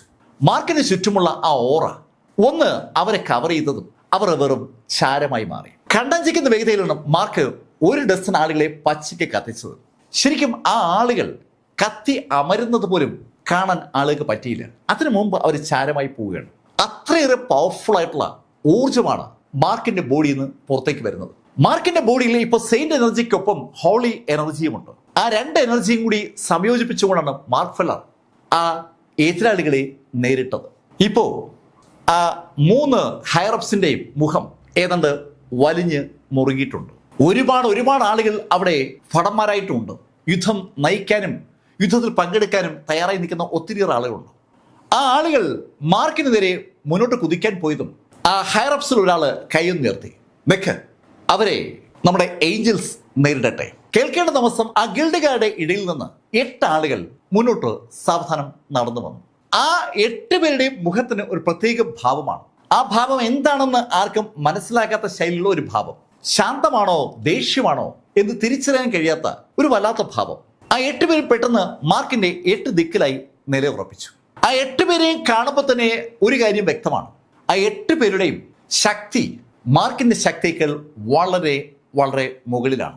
റോബിന്റെ മുഖം ഏതാണ്ട് വിളറി വെളുത്ത് രക്തം തീരെയില്ലാത്ത ഒരു സ്റ്റേജിൽ എത്തിച്ചിരിക്കുകയാണ്. റോബിൻ ആകെ ടെൻഷനിലാണ്. റോബിൻ മാർക്കിനോട് നേരത്തെ സംസാരിച്ചത് ഒരു ആപത്തും മാർക്കിന് വരില്ലെന്ന് പറഞ്ഞാണ്.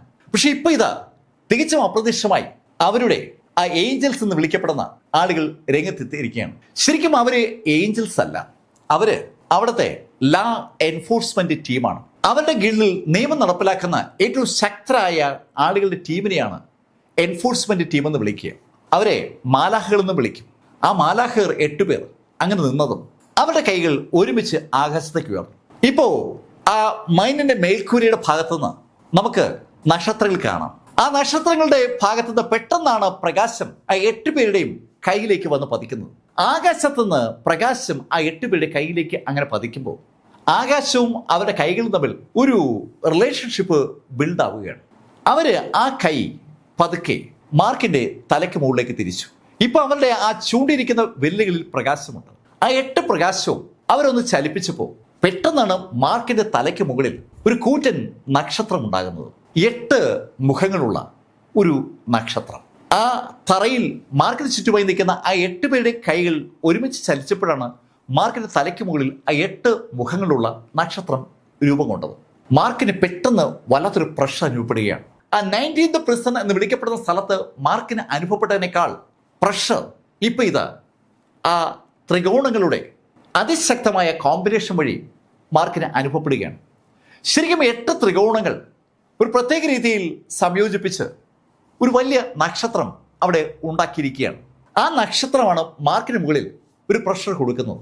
ആ നക്ഷത്രങ്ങൾ ഉണ്ടാക്കപ്പെട്ടിരിക്കുന്നത് പ്രകാശം കൊണ്ടുമാണ്. അതിശക്തമായ പ്രകാശമാണ് ആ നക്ഷത്രത്തിൽ നിന്ന് പുറത്തേക്ക് വരുന്നത്. ആ പ്രകാശം മാർക്കിന്റെ തലയ്ക്ക് മുകളിൽ പെട്ടെന്ന് ഒന്ന് കറങ്ങി തുടങ്ങി. ശരിക്കും ഒരു വീല് കറങ്ങും പോലെ ആ നക്ഷത്രം അങ്ങനെ കറങ്ങുമ്പോൾ മാർക്കിന്റെ ചുറ്റുമുള്ള പ്രകാശത്തിന്റെ വലയം അങ്ങനെ കൂടുകയാണ്. അതേ സമയത്ത് ആ നക്ഷത്രം പതുക്കെ താഴോട്ടങ്ങനെ താന്നു തുടങ്ങി. ആ പ്രകാശം മാർക്കിന്റെ തലയ്ക്ക് മുകളിൽ അങ്ങനെ താഴ്ന്നു വരുമ്പോൾ മാർക്കിന്റെ മുകളിൽ അനുഭവപ്പെടുന്ന പ്രഷർ വൻതോതിൽ കൂടുകയാണ്. അതേ സമയത്ത് മാർക്കിന്റെ ഉള്ളിലെ ആ ശക്തിയും മാർക്കിന് നഷ്ടമായി തുടങ്ങി. മാർക്കിന്റെ ഇന്റേണൽ എനർജി ഇപ്പോൾ സെയിന്റ് എനർജിയാണ്. ആ സെയിന്റ് എനർജി മാർക്കിന്റെ ബോഡിയിൽ നിന്ന് ചോരുന്നത് മാർക്കിന് അറിയാം. മാർക്ക് തന്റെ സർവ്വശക്തി ഉപയോഗിച്ച് മാർക്കിന്റെ ബോഡിയിലെ ഓരോ പ്രത്യേകതകൾ ഉപയോഗിച്ച് ആ നക്ഷത്രത്തെ അറ്റാക്ക് ചെയ്യാൻ ശ്രമിച്ചെങ്കിലും ആ നക്ഷത്രം മാർക്കിന്റെ ബോഡിയിലേക്ക് അതിശക്തമായ പ്രഷർ ചെലുത്തിയതും മാർക്ക് ഒരു വൻ പ്രകാശത്തോടെ അങ്ങ് പൊട്ടി. മാർക്ക് കഷ്ടങ്ങളായി ചിതറിയതും ആ ഹെയർ അപ്സുകളുടെ മുഖത്ത് ഒരു പുഞ്ചിരി വിരിഞ്ഞു. പക്ഷെ അടുത്ത നിമിഷത്തിൽ ആ ഹെയർ അപ്സിന്റെ മുഖം ഒന്ന് കറുത്തു. കാരണം മാർക്ക് വീണ്ടും പഴയ സ്ഥിതിയിൽ പഴയ സ്ഥലത്ത് ഇരിപ്പുണ്ട്. ആ seal of heaven returning activity ചെയ്ത മാർക്ക് ഫെല്ലർ തൻ്റെ ബോഡിയെ ശരിക്കും അവിടെ ഒന്ന് ക്രമീകരിക്കുകയാണ്. മാർക്കിന്റെ ബോഡി ടെമ്പററി ആണെന്ന് പറയാം. ആ ബോഡി വീണ്ടും പൂർവ്വസ്ഥിതിയിലേക്ക് വന്നപ്പോൾ ആ 8 പേരിൽ ഒരാൾ മാർക്കിനോട് പറഞ്ഞു, ഏയ് മാർക്ക് ഫെല്ലർ, നീ നിന്റെ ഹാർട്ട് ഓഫ് സെയിന്റ് കിങ്ഡം ഉപയോഗിച്ച് എത്ര തവണ നിന്നെ പുനർജീവിപ്പിക്കുമെന്ന് ഞങ്ങൾ നോക്കട്ടെ. അങ്ങനെ ആ വ്യക്തി പറഞ്ഞ ആ നിമിഷത്തിൽ വീണ്ടും മാർക്കിന്റെ മുകളിലേക്ക് ശക്തമായ പ്രഷർ അനുഭവപ്പെടുകയും മാർക്ക് പൊട്ടുകയും ചെയ്തു. ബലൂണ് പൊട്ടും പോലെയാണ് മാർക്ക് പൊട്ടുന്നത്. പക്ഷെ അടുത്ത സെക്കൻഡിൽ മാർക്ക് പഴയതുപോലെ തിരിച്ചു വരികയും ചെയ്തു. മാർക്കും അവരും തമ്മിൽ ഒരു മൈൻഡ് ഗെയിമാണ് നടക്കുന്നത്. മാർക്ക് വീണ്ടും പൊട്ടിച്ചിതറിയെങ്കിലും വീണ്ടും മാർക്ക് പുനഃസൃഷ്ടിക്കപ്പെട്ടു.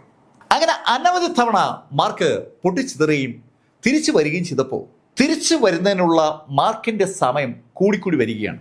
അത് മാർക്കിന് മനസ്സിലാകുന്നുണ്ട്, മാർക്കിന്റെ ബോഡിയിലേക്ക് ആ പ്രഷർ കൊടുക്കുന്ന ആളുകൾക്ക് മനസ്സിലാകുന്നുണ്ട്. അതിലൊരാൾ മാർക്കിനോട് പറഞ്ഞു, മാർക്ക്, നിന്റെ ഹാർട്ട് ഓഫ് സെയിന്റ് കിങ്ഡത്തിന് ഇനി എത്ര തവണ കൂടി നിന്നെ തിരിച്ചെത്തിക്കാൻ പറ്റുമെന്ന് ഞങ്ങൾ കൃത്യമായി അറിയാൻ ആഗ്രഹിക്കുന്നുണ്ട്. മാർക്ക്, നീ ഇവിടെ അവസാനിക്കും, അതിൽ വരെ സംശയമൊന്നും വേണ്ട. പിന്നെ മാർക്ക്, നീ വിചാരിക്കും നിനക്ക് എളുപ്പം ഞങ്ങളുടെ ഈ പ്രഷർ ടെക്നിക്കിൽ നിന്ന് പുറത്തു കിടക്കാൻ പറ്റുന്നുണ്ടെന്ന്. മാർക്ക്, ഞങ്ങൾ അല്പം കൂടി ബലം കൂട്ടിയാൽ നിനക്ക് തിരിച്ചു വരാൻ കഴിയാത്ത ശരിയിൽ നീ ചിതറും.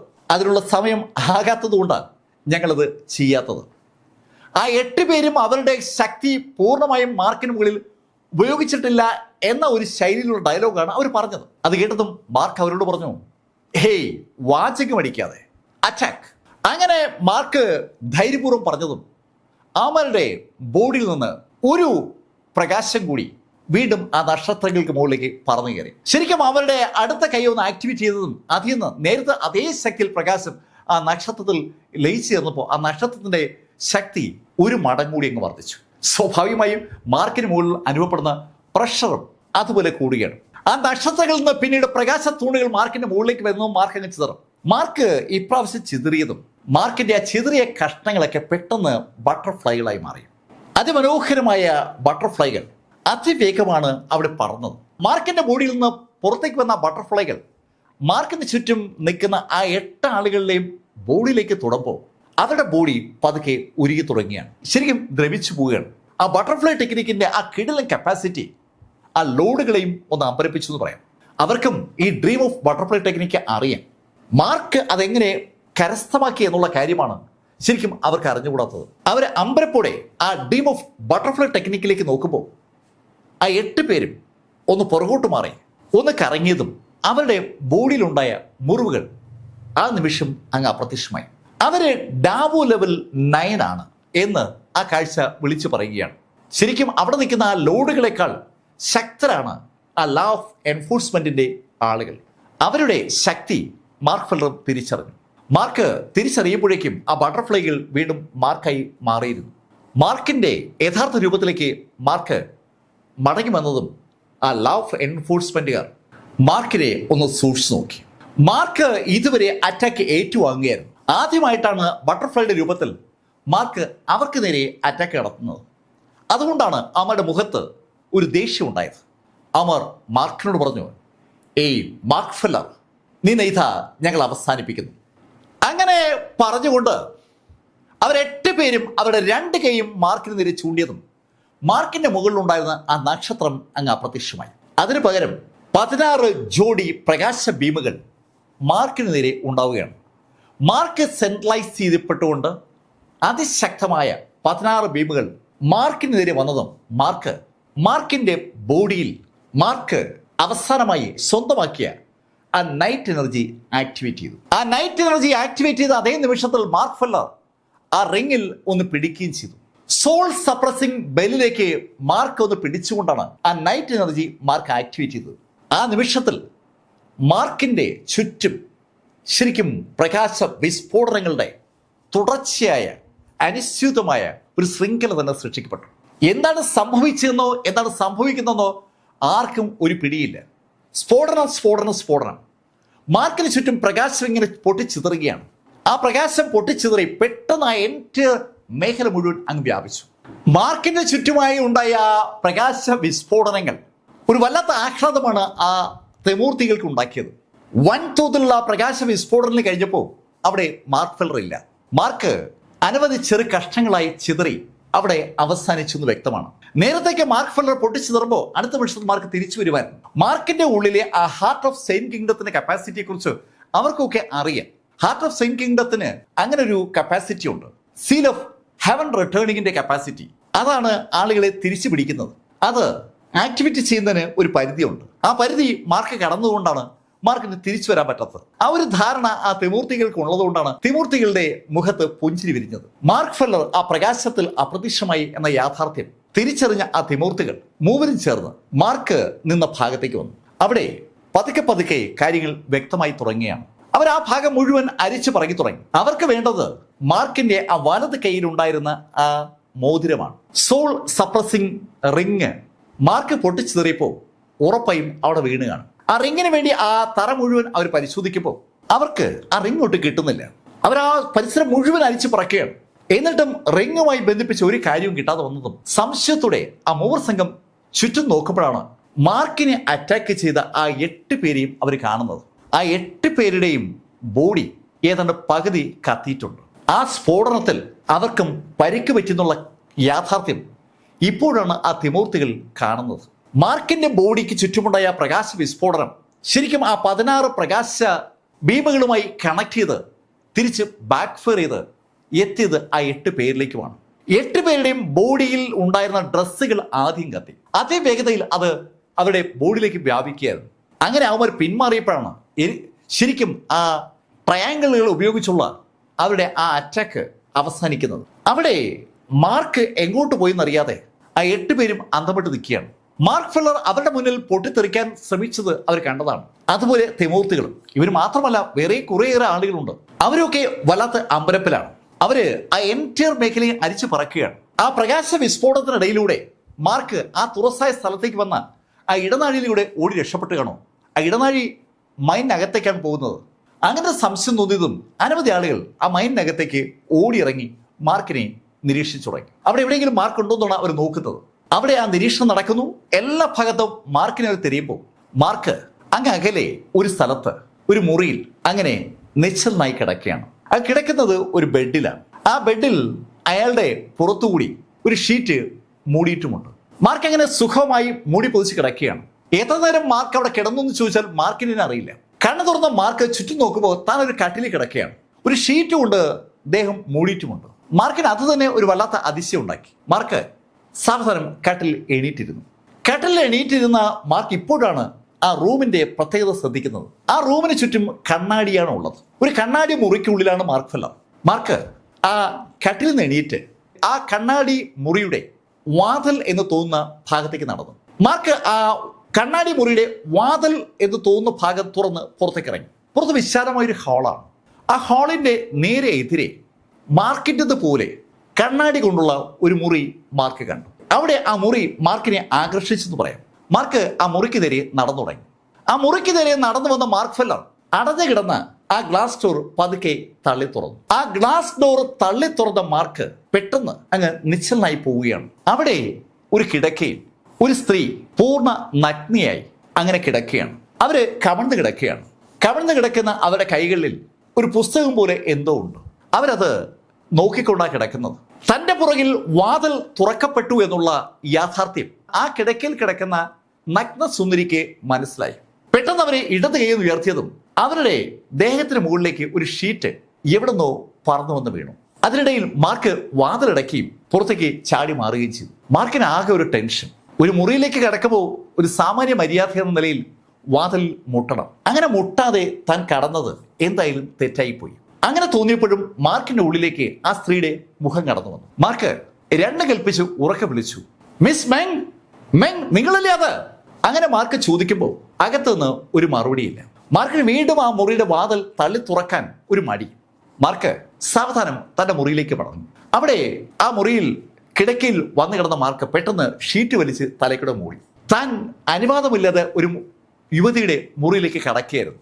അതും അവള് തുണിയൊന്നും ഉടുക്കാതെ കിടന്ന സമയത്ത്. അതെന്തായാലും ശരിയായ ഒരു പരിപാടിയല്ല. ആ ഒരു ചിന്ത മാർക്കിന് ഉള്ളതുകൊണ്ടാണ് മാർക്ക് തലയ്ക്ക് മൂടി കൂടി ആ ഷീറ്റ് വലിച്ചു മൂടിയത്. മാർക്ക് അവിടെ എങ്ങനെ കിടക്കുകയാണ്. സമയം അതിവേഗം കടന്നുപോയി. ഇടയ്ക്ക് എപ്പോഴോ മാർക്ക് ഉറക്കത്തിലേക്ക് വഴുതി വീഴുകയും ചെയ്തു. മാർക്ക് ഫെല്ലർ കുറച്ചു കഴിഞ്ഞ് ബോധത്തിലേക്ക് മടങ്ങി വന്നപ്പോൾ കിടക്കയിൽ എണീറ്റ മാർക്ക് വീണ്ടും ആ മുറിയുടെ ഭാഗത്തേക്ക് വന്നു. പുറത്തെ ആ മുറിയിൽ ഇപ്പോ വാതിൽ തുറന്നിരിക്കുകയാണ്. മാർക്ക് ആ മുറിയിലേക്ക് വന്നപ്പോൾ അവിടെ ആരുമില്ല. മാർക്ക് ആ ബിൽഡിംഗ് മുഴുവൻ നോക്കി, അവിടെയൊന്നും ആരുമില്ല. ആ ബിൽഡിങ്ങിന്റെ പുറത്തേക്ക് ഇറങ്ങാൻ പോയപ്പോൾ മാർക്കിന് അങ്ങ് അകലെയായി സാക്ഷൽ മെങ്ങിനെ കാണാൻ പറ്റി. മെങ്ങ് അവിടെ ഒരു മരത്തിന്റെ അടിയിൽ അങ്ങ് വിദൂരതയിലേക്ക് നോക്കിക്കൊണ്ട് നിൽക്കുകയാണ്. ഇപ്പൊ അവര് ഡ്രസ്സുകൾ ധരിച്ചിട്ടുണ്ട്. മാർക്കിന് അവരെ ഫേസ് ചെയ്യാൻ ഒരു ചമ്മലുള്ളതുപോലെ അവർക്ക് മാർക്കിനെ ഫേസ് ചെയ്യാൻ ഒരു ചമ്മലുണ്ടെന്ന് മാർക്കിന് മനസ്സിലായി. മാർക്ക് ഒരു കാരണവശാലും ചെയ്യാൻ പാടില്ലാത്ത കാര്യമാണ് ചെയ്തത്. അങ്ങനെ ഒരു ചിന്ത മാർക്കിന്റെ ഉള്ളിലുണ്ടെങ്കിലും മാർക്കിന് പല കാര്യങ്ങളും അറിയേണ്ടതുണ്ട്. അതുകൊണ്ട് മാർക്ക് ആ ബിൽഡിങ്ങിനകത്ത് നിന്നുകൊണ്ട് തന്നെ മിസ് മെങ്ങിനെ നോക്കി ഉറക്കെ വിളിച്ചു, മിസ് മെങ്, ഞാൻ അങ്ങോട്ടേക്ക് വന്നോട്ടെ? അതിന് പ്രത്യേകിച്ച് മറുപടി ഒന്നും കിട്ടാതെ വന്നതും മാർക്ക് സാവധാനം ആ സുന്ദരി നിൽക്കുന്ന ഭാഗത്തേക്ക് നടന്നു തുടങ്ങി. മാർക്ക് നടന്ന് അവൾക്ക് ഏകദേശം ഒരു 10 അടി അടുത്തെത്താറായതും മിസ് മെങ് മാർക്കിനോട് പറഞ്ഞു, ഏയ് മാർക്ക് ഫെല്ലർ, നീ എങ്ങനെയാ ഇവിടെ എത്തിയത്? നീ എങ്ങനെയാ എന്റെ വീട്ടിലേക്ക് വന്നത്? ഏയ് മിസ് മെങ്, എന്ത് ചോദ്യമാണ് നിങ്ങൾ ഈ ചോദിക്കുന്നത്? ഞാൻ ആ ചോദ്യം നിങ്ങളോട് ചോദിക്കാൻ പോവുകയായിരുന്നു. ഞാൻ എങ്ങനെയാ ഇവിടെ എത്തിയത്? മാർക്ക് ആ ചോദ്യം ചോദിച്ചതും മിസ് മെങ് തിരിഞ്ഞ് മാർക്കിനെ നോക്കി. മാർക്ക്, അപ്പോ അത് സംഭവിച്ചു അല്ലേ?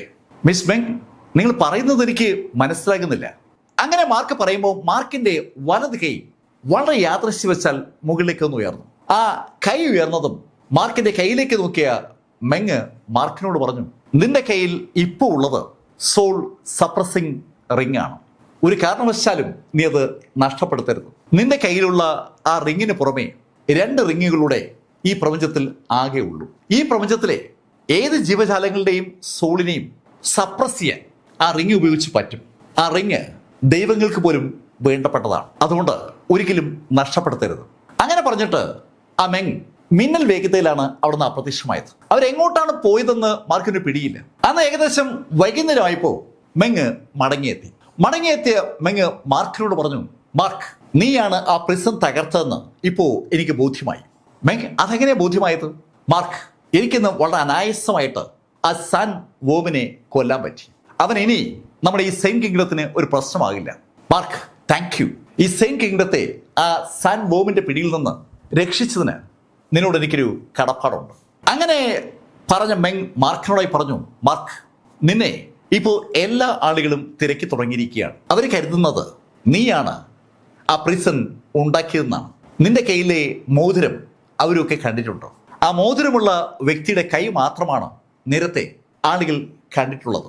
ആ മോതിരം നിന്റെ കയ്യിൽ കണ്ടിരിക്കുന്ന സ്ഥിതിക്ക് നീയാണ് ആ പ്രിസൺ ഉണ്ടാക്കിയതെന്ന് ആരെങ്കിലും പറഞ്ഞാൽ ഒരാൾക്കും അതിൽ തെറ്റു പറയാൻ കഴിയില്ല. മാർക്ക്, നിനക്ക് അവരോട് പിടിച്ചു നിൽക്കണമെങ്കിൽ നീ നിന്റെ ശക്തി വർദ്ധിപ്പിക്കണം. നീ കൾട്ടിവേഷൻ സ്റ്റാർട്ട് ചെയ്യും. മെങ്ങ പറഞ്ഞ ആ വാക്കുകൾ മാർക്കിന്റെ ഉള്ളിലങ്ങ് തൊട്ടു. മാർക്ക് കൂടുതലൊന്നും ആലോചിക്കാൻ നിൽക്കാതെ ആ നിമിഷം മുതൽ കൾട്ടിവേഷനിലേക്ക് കടന്നു. മാർക്കിന് അവിടെ ബ്രീത്ത് ചെയ്യാനായി ഇപ്പോ ലഭിക്കുന്ന എനർജി ശരിക്കും ഹോളി എനർജിയാണ്. സെയിന്റ് എനർജിയുടെ ഏറ്റവും മുകളിലത്തെ തട്ടിനെയാണ് ഈ ഹോളി എനർജി എന്ന് വിളിക്കുക. ശരിക്കും നല്ല കണ്ടൻസ്ഡ് ആയിട്ടുള്ള അതീവ ശുദ്ധമായ സെയിന്റ് എനർജി നമുക്ക് ഹോളി എനർജി എന്ന് വിളിക്കാം. അത് ഇഷ്ടം പോലെ മാർക്കിനെ അബ്സോർവ് ചെയ്യാൻ പറ്റുകയാണ്. 3 പകലും 3 രാത്രിയും മാർക്ക് നിരന്തരമായി ബ്രീത്ത് ചെയ്യും. അങ്ങനെ ബ്രീത്ത് ചെയ്ത് മാർക്കിന്റെ ഉള്ളിലേക്ക് എടുക്കുന്ന ആ ഊർജത്തെ മാർക്ക് മെർലിയൻ ടെക്നിക്കുകൾ ഉപയോഗിച്ചുകൊണ്ട് മാർക്കിന്റെ എല്ലാ പോയിന്റുകളിലേക്കും അയക്കുകയാണ്. മാർക്കിന്റെ ഉള്ളിലുള്ള ആ 2ാമത്തെ സെയിന്റ് കിങ്ഡത്തിലെ വാൽവുകളിൽ മാർക്ക് ഇഷ്ടം പോലെ ഹോളി എനർജി നിറയ്ക്കുന്നുണ്ട്. അതോടൊപ്പം മാർക്കിന്റെ ആ 3 ഹാർട്ടുകൾക്കും ആവശ്യത്തിന് ഊർജ്ജം മാർക്ക് കൊടുക്കുകയാണ്. അതോടൊപ്പം മാർക്കിന്റെ ഉള്ളിലുണ്ടായിരുന്ന ആ നൈറ്റ് എനർജി ആക്ടിവേറ്റ് ചെയ്യാൻ ശ്രമിച്ചപ്പോൾ അതൊട്ട് നടക്കുന്നില്ല. മാർക്കിന്റെ ബോഡിയിൽ ആ നൈറ്റ് എനർജി ഉണ്ടായിരുന്നു, പക്ഷേ ഇപ്പോൾ നൈറ്റ് എനർജി കാണാനില്ല. ആ നൈറ്റ് എനർജി മാർക്ക് ആ 8 ആളുകളെ നേരിടാൻ വേണ്ടി ഉപയോഗിച്ചത് മാർക്കിന് അറിയാം. അതിനുശേഷം ഇപ്പോഴാണ് മാർക്ക് അത് ശ്രദ്ധിക്കുന്നത്. മാർക്കിന്റെ ബോഡിയിൽ ഉണ്ടായിരുന്ന ആ നൈറ്റ് എനർജി കാണാനേ ഇല്ല. മാർക്കിന്റെ ശക്തി ഏകദേശം 10% വർദ്ധിച്ചു എന്ന് മാർക്കിന് തോന്നുന്നുണ്ട്. ആ 8 പേരുമായിട്ടുള്ള മാർക്കിന്റെ അറ്റാക്ക് നടക്കുന്ന സമയത്ത് മാർക്കിന് ഉണ്ടായിരുന്ന ശക്തിയേക്കാൾ 10% കൂടുതൽ ശക്തി ഇപ്പോൾ മാർക്കിനുണ്ട്. പക്ഷേ മാർക്കിന് ആ നൈറ്റ് എനർജി റീപ്രൊഡ്യൂസ് ചെയ്യാൻ പറ്റുന്നില്ല. മാർക്ക് പിന്നെയും ഒരു 3 ദിവസം കൂടി ആ കൾട്ടിവേഷൻ തുടർന്നു. എന്നിട്ടും അത് പറ്റിയില്ല. അത് ഏകദേശം 1 മാസമായിട്ടും മാർക്കിന് പറ്റാതെ വന്നപ്പോൾ മാർക്കിന് ഒരു വിഷമമുണ്ടായി. അപ്പോഴാണ് മാർക്കിന്റെ മുന്നിലേക്ക് സഷൽ മെങ് കടന്നു വരുന്നത്. അവൾ കൈ ഒന്ന് അനക്കിയതും മാർക്കിന്റെ മുന്നിൽ ഒരു ചെറിയ കോഴിമുട്ടയേക്കാൾ വലിപ്പമുള്ള ഒരു ഗ്ലോബ് വന്നു വീണു. നല്ല തിളങ്ങുന്ന ഒരു ക്രിസ്റ്റൽ. ആ ക്രിസ്റ്റല് മാർക്ക് കയ്യിലെടുത്തപ്പോൾ മെങ് മാർക്കിനോട് പറഞ്ഞു, മാർക്ക്, അത് ആ സാൻവേബിന്റെ ഉള്ളിൽ നിന്ന് ഞാൻ നേടിയതാണ്. നിന്റെ ആഗ്രഹത്തിന് അത് പറ്റും. അത് കേട്ടതും മാർക്ക് ഫെല്ലർ ആ ക്രിസ്റ്റൽ കയ്യിലൊന്ന് പ്രസ് ചെയ്തേ ഉള്ളൂ. ആ നിമിഷത്തിൽ മാർക്കിന്റെ ചുറ്റും വൻതോതിൽ പ്രകാശം ഉണ്ടാവുകയാണ്. മാർക്ക് പെട്ടെന്ന് ആ കൈയൊന്ന് എടുത്തു. ആ പ്രകാശം ഇപ്പോഴും അതിശക്തമായി മാർക്കിന് ചുറ്റും അങ്ങനെ ജ്വലിച്ചു നിൽക്കുകയാണ്. മാർക്ക് ആ പ്രകാശത്തെ പതുക്കെ ആഗിരണം ചെയ്തു തുടങ്ങി. ആ പ്രക്രിയ ഏതാണ്ട് പൂർത്തീകരിക്കാൻ മാർക്കിന് ഏകദേശം 24 മണിക്കൂർ വേണ്ടി വന്നു. മാർക്ക് വീണ്ടും ആ ക്രിസ്റ്റൽ ഒന്ന് പ്രസ് ചെയ്തു. വീണ്ടും മാർക്കിന് ചുറ്റുമായി ആ പ്രകാശത്തിന്റെ ആ വലയമുണ്ടായി. മാർക്ക് ഏകദേശം അത്രയും സമയമെടുത്ത് ആ പ്രകാശത്തെ വീണ്ടും മാർക്കിന്റെ ഉള്ളിലേക്ക് കേന്ദ്രീകരിച്ചു. അങ്ങനെ ഏകദേശം ഒരു 10 ദിവസമായപ്പോൾ മാർക്കിന്റെ ഉള്ളിൽ പതുക്കെ ആ ചുവപ്പും കറുപ്പും കലർന്ന ആ നൈറ്റ് എനർജി പ്രത്യക്ഷപ്പെട്ടു തുടങ്ങി. വളരെ ചെറിയ അളവിലാണ് ആദ്യം അത് ഉണ്ടായത്. പക്ഷെ മാർക്കിന്റെ ആ പ്രക്രിയ തുടർന്നുകൊണ്ട് ഇരിക്കുന്നതോടുകൂടി മാർക്കിന്റെ ബോഡിക്കുള്ളിൽ ആ ഉണ്ടാകുന്ന ചുവപ്പ് എനർജിയുടെ അളവ് കൂടിക്കൂടി വന്നു. ആ ചുവപ്പ് എനർജി ശരിക്കും ശക്തമായതും മാർക്ക് ആ ചുവപ്പ് എനർജി ഉപയോഗിച്ച് മാർക്കിന്റെ ബോഡിയെ അനവധി ചെറു കഷ്ണങ്ങളാക്കി. അടുത്ത നിമിഷത്തിൽ മാർക്ക് ആ ഹെവൻ റിട്ടേണിംഗ് ഉപയോഗിച്ച് മാർക്കിന്റെ ബോഡിയെ തിരിച്ചു കൊണ്ടുവരികയും ചെയ്തു. ബോഡി നശിപ്പിച്ച് വീണ്ടും ക്രമീകരിക്കുമ്പോൾ അത് വൻ പെയിനാണ് ബോഡിക്ക് ഉണ്ടാക്കുക. മിസ് മെങ്കിനെ അത്ഭുതപ്പെടുത്തിക്കൊണ്ട് മാർക്ക് ആ പ്രക്രിയ അനിശ്ചിതം തുടർന്നുകൊണ്ടേയിരുന്നു. 100 തവണയെങ്കിലും അടുത്ത 1 മാസത്തിനിടയിൽ മാർക്കിന്റെ ബോഡിയെ അതുപോലെ തകർത്ത് കാണും. ഇതിനിടയിൽ പലപ്പോഴും നൈറ്റ് എനർജി തീരുമ്പോൾ വീണ്ടും വീണ്ടും മാർക്ക് ആ നൈറ്റ് എനർജി ഉണ്ടാക്കും. അങ്ങനെ ചെയ്തു പോകുമ്പോൾ ഏകദേശം 3 മാസം അതിവേഗം കടന്നുപോയി. 3 മാസമായപ്പോൾ മാർക്കിന് ഒരു കാര്യം അറിയാം. മാർക്കിന്റെ ശക്തി ആ 8 പേര് നേരിട്ട സമയത്തേക്കാൾ ഏകദേശം 3 മുതൽ 4 മടങ്ങ് വരെ വർദ്ധിച്ചിരിക്കുകയാണ്. തന്റെ ശക്തി എത്രമാത്രം വലുതായി എന്നതിനെക്കുറിച്ച് മാർക്കിന് കൃത്യമായ ഒരു വിവരമില്ല. മാർക്കിന് അത് എത്രയാണെന്ന് അറിയേണ്ടതുണ്ട്. മാർക്ക് ആ മരത്തിന്റെ അടുത്തേക്കുന്ന മിസ് മെങ്ങിനടുത്തേക്ക് നടന്നപ്പോൾ മിസ് മെങ് മാർക്കിനോട് പറഞ്ഞു, മാർക്ക്, എൻ്റെ ഈ പവർ നിനക്ക് തടുക്കാൻ പറ്റണം. തടുക്കാൻ പറ്റില്ലെങ്കിൽ നീ ഇവിടെ അവസാനിക്കും. നീ നിന്റെ ആ നൈറ്റ് എനർജി ഉപയോഗിച്ച് എൻ്റെ ഈ പവർ തടുക്കണം. അങ്ങനെ പറഞ്ഞ മിസ് മെങ് അതിവേഗം അവരുടെ വിരല് മാർക്കിന് നേരെ ചൂണ്ടുകയും ചെയ്തു. ആ നിമിഷത്തിൽ മാർക്കിന്റെ നെറ്റിയിലേക്ക് ശക്തമായൊരു ബീം പോലെ പ്രകാശം വന്നടിച്ചു. ആ സാൻഡ് വേമിനെ തകർത്ത മിസ് മെങ്ങിന്റെ അമാനുഷികമായ ആ പവർ അത് തന്നെയാണ് മാർക്കിന്റെ മുകളിലേക്ക് ഇടിച്ചു കയറിയത്. പക്ഷെ ആ നിമിഷത്തിൽ മാർക്ക് ആ നൈറ്റ് എനർജി ആക്ടിവേറ്റ് ചെയ്തിരുന്നു. നൈറ്റ് എനർജി ആക്ടിവേറ്റ് ചെയ്തപ്പോൾ മാർക്കിന്റെ ബോഡിയിലേക്ക് ഇടിച്ചു കയറിയ മിസ് മെങ്ങിന്റെ ആ ഊർജത്തെ ആ നൈറ്റ് എനർജി ഏതാണ്ട് പൂർണ്ണമായും തടുത്തു. ശരിക്കും ആ മിസ് മെങ്ങിന്റെ എനർജിയെ പതുക്കെ സപ്രസ് ചെയ്യാൻ ആ നൈറ്റ് എനർജിക്ക് പറ്റി. ഒരു കുഞ്ഞ് ഇല എടുത്തു വെക്കും പോലെ, ഒരു ഫെദർ എടുത്തു വെക്കും പോലെ ഒരു വളരെ സാവധാനം ആ ഊർജത്തെ ഒന്ന് തണുപ്പിച്ചു എന്ന് പറയാം. മിസ് മെങ്ങിന്റെ അൺബിലീവബിൾ ആയിട്ടുള്ള പവറാണ് വളരെ കൂളായി മാർക്ക് ഫെല്ലർക്ക് ചുറ്റുമുള്ള ആ നൈറ്റ് എനർജി ഒന്ന് തടുക്കുകയും ഒന്ന് സപ്രസ് ചെയ്യുകയും ചെയ്തത്. അത് കണ്ടതും മിസ് മെങ് ഒന്ന് ചിരിച്ചു. മാർക്ക്, ഇനി നീ ഭയപ്പെടേണ്ട കാര്യമില്ല. അങ്ങനെ പറഞ്ഞ മിസ് മെങ് അതിവേഗം നടന്ന് മാർക്കിന്റെ മുന്നിലേക്ക് എത്തി. മാർക്കിന് എന്തെങ്കിലും ചെയ്യാൻ കഴിയുമ്പോൾ മാർക്കിന്റെ നെറ്റിയിൽ അവരുടെ വിരല് സ്പർശിക്കുകയും ചെയ്തു. ഒരു വൈദ്യുത പ്രവാഹം മാർക്കിന്റെ ബോഡിക്കുള്ളിലേക്ക് കടന്നു പോകുന്നത് പെട്ടെന്ന് മാർക്കിന് അനുഭവപ്പെട്ടു. മിസ് മെങ്ങിന്റെ കയ്യിലൂടെ മാർക്കിന്റെ ഉള്ളിലേക്ക് എന്തൊക്കെയോ കടന്നു പോവുകയാണ്. അതിവേഗതയിൽ വൈദ്യുത തരംഗങ്ങൾ മാർക്കിന്റെ ബോഡിക്കുള്ളിലേക്ക് അങ്ങനെ പാഞ്ഞുകൊണ്ടേയിരിക്കുകയാണ്. ഏതാനും മിനിറ്റുകൾ നേരം അങ്ങനെ മാർക്ക് നിന്ന് കാണും. അത് കഴിഞ്ഞതും മിസ് മെങ് കൈ പിൻവലിച്ചു. ഇപ്പോ മാർക്കിന്റെ ഉള്ളിൽ മിസ് മെങ്ങിന്റെ ഉള്ളിലുണ്ടായിരുന്ന മുഴുവൻ അറിവും മാറ്റപ്പെട്ടിരിക്കുകയാണ്. ആ അറിവിന്റെ ഒരു കോപ്പി മാർക്കിന്റെ ഉള്ളിലേക്ക് വന്നു എന്ന് പറയാം. മെങ് മാർക്കിനോട് പറഞ്ഞു, മാർക്ക്, ഞാൻ നേടിയ അറിവുകൾ പൂർണ്ണമായും നിന്നിലേക്ക് ട്രാൻസ്ഫർ ചെയ്തിരിക്കുകയാണ്. മാർക്ക്, നീ ഈ സെയിം കിങ്ഡത്തെ രക്ഷിക്കുമെന്ന് എനിക്ക് പൂർണ്ണ ഉറപ്പുണ്ട്. അങ്ങനെ പറഞ്ഞ മിസ് മെങ് പെട്ടെന്ന് അവിടെ മുറിയിലേക്ക് മടങ്ങിയ മിസ് മെങ് കിടക്കയിൽ ചെന്ന് വീണതും അവള് പൂർണ്ണമായ ഉറക്കത്തിലേക്ക് കടന്നു. മാർക്ക് അവളുടെ അടുത്തേക്ക് എത്തി. അവളൊന്ന് സൂക്ഷിച്ചു നോക്കി. അവള് പൂർണ്ണ ഉറക്കത്തിലാണ്. മാർക്ക് 2-3 തവണ മിങ്ങെന്ന് വിളിച്ചെങ്കിലും മെങ്ങിന് അനക്കമില്ല. അവളുടെ ഊർജ്ജം ഏതാണ്ട് പൂർണ്ണമായും മാർക്കിലേക്ക് സംക്രമിച്ചിരിക്കുകയാണ്. ആ വീടിനും ചുറ്റുവട്ടത്തിനും അപ്പുറത്തേക്ക് ഒരു ജീവിതം മിസ് മെങ്ങിനില്ല എന്ന് ഈ ദിവസങ്ങളിലെ അനുഭവങ്ങളിൽ നിന്ന് മാർക്ക് മനസ്സിലാക്കിയിട്ടുണ്ട്. മാർക്കിന് മനസ്സിലാക്കാനാകാത്ത ഒരു ശക്തിയാണ് മിസ് മെങ്. ഹോളിലോട് സെയിന്റ് ചെങ് ഷുവാങ് കഴിഞ്ഞാൽ പിന്നെ ആ സെയിന്റ് കിങ്ഡത്തിലെ ശക്ത അത് മിസ് മെങ് തന്നെയാണ്. മാർക്കിന് അക്കാര്യത്തിൽ ഇപ്പോൾ സംശയമൊന്നുമില്ല.